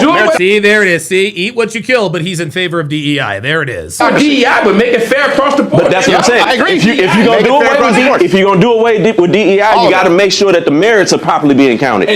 And they are properly being counted, but not with DEI. They're looking at the color of your skin, not the content of your character, my nigga. The reason why DEI was invented, reason why affirmative action was invented, is because you'd have 2 qualified candidates, same qualifications, but one would get in strictly because his name was Johnny and the other one's name was Jamal. Well, we're gonna take Johnny. That's right. Don't name your kids Jamal. Actually, Johnny's gonna be better at it, but they got the same qualifications. No, they don't. Jamal's a nigga. Johnny's not. That's why affirmative action was instituted in the first place. Yeah, and how's that working out for you? Huh? How's that working out? DEI came in because of shrinking white feminists wanted to claim credit. That's a snapshot you can present it in, but I agree with you. I agree. Yeah, that's a snapshot you can present it in, but I'm just saying, like, the reason why. No, what I'm saying is, you go down to ask why. I'm being flippant, but the truth is, black people were being admitted in record numbers if they had the same qualifications before DEI and affirmative action. white shrieking feminists wanted to take credit for something that was already happening because people had become less racist, so they can say, tag my white name on there, DEI. See what I did for black people? It's white guilt. And what I'm trying to tell you is, young people who have nothing to do with any of this, their guilt is running out, and you can't escape the violent murder rate. You can't escape them losing opportunities and being blamed for being racist when they're not. I'm telling you, man. Look, man. Yo, these niggas ain't listening. But these niggas gonna find. Listen, man. Black people gonna look. Niggas gonna find out one way or another. They ain't got to listen now, but they will eventually. You want those kids to pay reparations? You're creating a generation of racists. That's what's gonna happen. And then you're gonna have a. We're not creating Then you gonna have. I'm sorry. I can't. I'm sorry. I don't need to hear him talk about fucking why do niggas fight in packs. I just don't give a shit anymore. I can't listen to this. I can't listen to any of this. This is just excuse. This is excuse mongering. This is ridiculous. All right. Oh wow, it's almost midnight on the East Coast, and so now it is. Damn, the Raptors spanked the Hawks. Damn. Oh, RJ Barrett scored 25. Kristaps 27 and 2. That's pretty good. All right, guys. I'm going to return. I will be back tomorrow at the regular time. We did react to Love Is Blind season 9, episode 1, and a little bit of episode 2, just to see the reaction. I will be continuing that tomorrow at 3:00 p.m. Pacific Standard Time. Of course, we didn't have any niggas pull up because, well, you know, you niggas are cowards. Didn't expect anything anyway. Thanks for watching, guys. We'll see you next time.